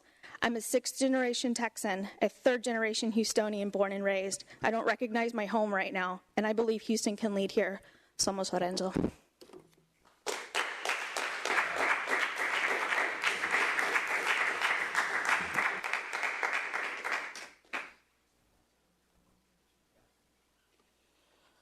Good afternoon, Mayor, Council. My name is David Espinosa. I'm a member of the Northeast Action Collective and co-director of Language Justice and Community Organizing at West Street Recovery. Now, as part of my job, I do meet with a cohort of Spanish-speaking residents from Northeast Houston to discuss topics like these. And right now, well, ever since ICE has made their presence known in Houston, people have been scared to go to work, to go to school, to get groceries, even come to this very chamber. While you're supposed to be, you and the county are supposed to be a bulwark against an increasingly fascist federal and state government. And only when the ICE ordinance was debated in April, only 4 of you, Cayman, Thomas, Pollard, and Salinas, stood up for the Latino community. And I can see right now, maybe potentially, a lot of Democrat-aligned or liberal council members are trying to save face right now. And some of the GOP are probably celebrating this murder. So now we're a year out from election. And right now, I'm supporting, if you all want to change your mind on that, thank you. Conduct an investigation and do so. Because we need y'all to stand up for us against the fascists that are coming to take over. Thank you. I just want to shame one more group. Because one people that didn't show up here to speak is HPD. Because I remember last year being in this chamber during the budget season, they were here, plain clothes, demanding that they get their raises. But where are they here? Where are they protesting the abuse against citizens, against this extrajudicial killing? Thank you. Thank you.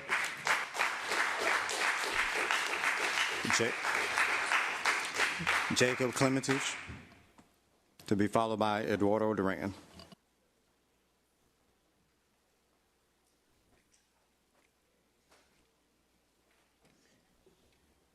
The Fan Fest for 55th World Cup series was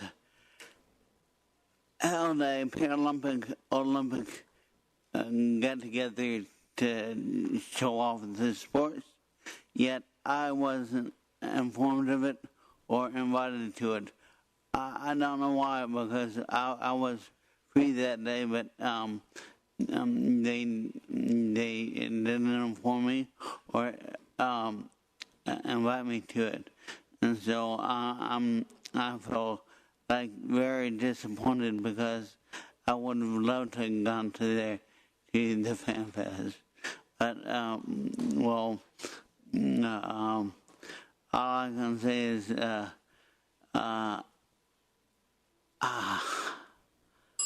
bye. Thank you, Jacob. It's been a long day. Thanks for waiting. Councilor Evans Shabazz. Thank you, Mayor. I just want to take the time to recognize Arnetta Murray. She's a city council member from Iowa Colony, and she comes to a lot of activities and supports the city of Houston. Thank you. Welcome, ma'am. Thank you. Next. Eduardo Duran. Oh, that dude.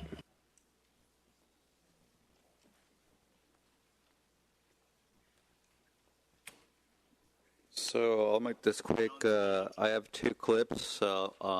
Since it's busy today, then I guess I only have 1 minute. So I'll play the first one and let it play, and then I'll play the second one, let it just play, and then no comments or anything. Thank you, BC. Centralized local issue. So over the past 6 months, we've been working on this project called the AI Data Center Map. I'll just bring it up on screen here, AIDataCenterMap.org. And so what's the best way to get people to care about what's going on in the area? We'll actually talk about what's going on in the area. So if you live in Denver, for example, and you want to see the impact of local data centers, all you have to do is click on the map. And there you go. This is a rough estimate of how much power and water these data centers are using. And that combined with the report, if Derek, you could bring that up on screen. This report we published, which you'll be prompted to download. Okay, so that's Derek Brose and from Conscious Resistance, and that was the first clip, and then I have a second one for you right here. Thank you. Very quickly. Thank you. This is talking about a digital Bill of Rights, which was just presented to three states, and are considering it by Patrick Wood and Courtney Turner. They went ahead and created this model for a digital Bill of Rights, and so far we have 3 states that are actually considering and looking at it. Thank you, sir. Here's the report of it. If you give me 30 seconds or an extension, since I'm the last person, I will be out of your hair very quickly. Have launched a brand new digital dollar called OpenUSD. So again, it's all coming together. Now that brings us to our final topic. Okay, Bill of Rights. your time's run, sir. Thank you for being here. We stand recessed in the morning. Okay.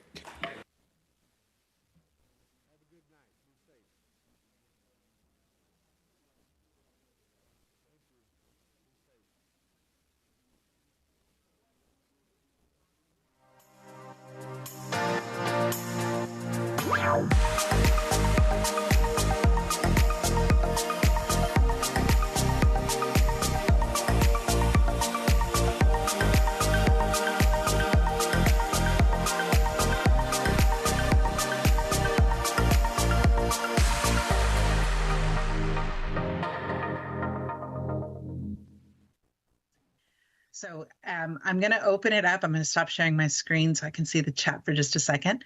I'm going to open it up, and I want to hear from you what you think some of the C's of credit might be.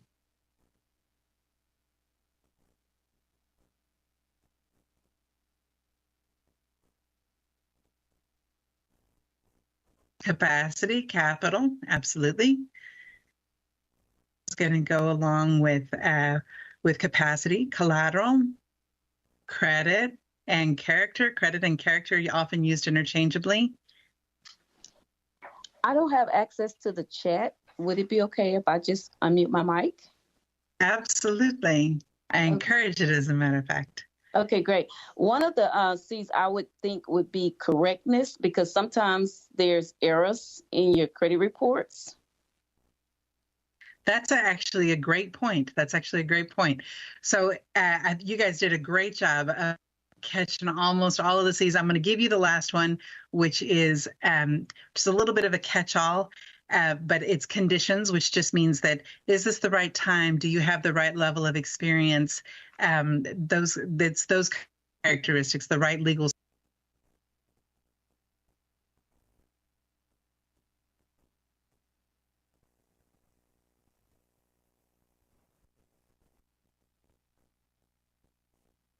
structure, all of those kinds of things. So I'm going to share my screen again, and let's talk about it. So we've got 5 C's of credit, and the first one we generally call character. Go back.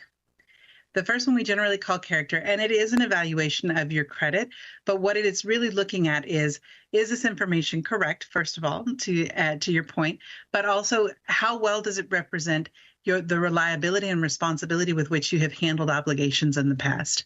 So you're going to have a whole seminar about credit from very qualified individuals that I've worked with for many years. So I'm going to leave the majority of the explanation of character and credit to them. I believe it's your next class. Today, we're going to spend a lot of time talking about capacity. And capacity is it's the financial ability to repay the debt. So after we've evaluated the credit, we have a reasonable expectation that the intention is there. Now we're looking for the ability, right? And then the next thing is an evaluation of what the business owns. If this is a startup business, this can be the funds that you have to invest in the business. If it is a business that's been operating for some time, this may be the retained earnings that you have allowed to accrue in the business to put towards new projects and things of that nature. The next one is collateral. And collateral is really, for most lenders, is just a measure of your commitment to the repayment of the loan. And then lastly, as I said, is conditions, which is a measurement of timing and expertise. So I always like to start with the 5 C's of credit because I want to give the full scope. Everything that we talk about today is just one piece of the puzzle. It's just one piece of the puzzle. There is more that goes into to acquiring a loan if that's what you're interested in doing. But today we're really not focused on the acquisition of a loan. We're really just more focused on the evaluation of your capacity or your ability to take on a new obligation, which is going to be important for you whether or not you're looking for an investor or a lender. Okay. So moving right along, we've defined capacity as our ability, or the financial ability to repay the loan. And there are two kind of key concepts that come up relatively often when we talk about capacity. One is cash flow, which is the measurement of the cash that comes in or out of an account. So the funds that are coming in or out of an account. And then you have the actual capacity or the surplus, which is what's left over in the tank at the end of a certain period, of a month or of a year, whatever it is that you are measuring, right? So a positive cash flow just means that you have more coming in than what you have going out. That puts you in a good position because it means that there is more left over in the tank at the end of a particular month to take on new projects with, to talk about growth or expansion plans with, and that kind of thing. Then capacity or surplus is really just this dollar amount that is left over in the tank. So we have some definitions here. Cash flow is the movement of cash into or out of an account, a business, or an investment. And capacity is the evaluation of the budgetary surplus available to cover a proposed new obligation. So you do a quick check for understanding. Anna has been a hairdresser for years. She'd like to open a salon for herself. She's been renting a booth with somebody else. Now she wants to open her own salon. And right now she makes about $4,000 a month in sales. And her expenses, including her debt and her other expenses, total about $3,000 on average. Her new location is going to cost her an additional $500 a month, and she will be taking out a loan with monthly payments of $250 a month for advertising and different expenses that she's going to have. When she moves to the new salon, she estimates that she's going to be able to maintain about 50% of her existing customers. So how do we feel about this being a safe move for Maria? If we look at it, the first step is to come up with her rough capacity, right? So Anna's income minus her debt and expenses is $3,000. So it would seem that she has a surplus or capacity of $1,000. Her new debt is going to be $750.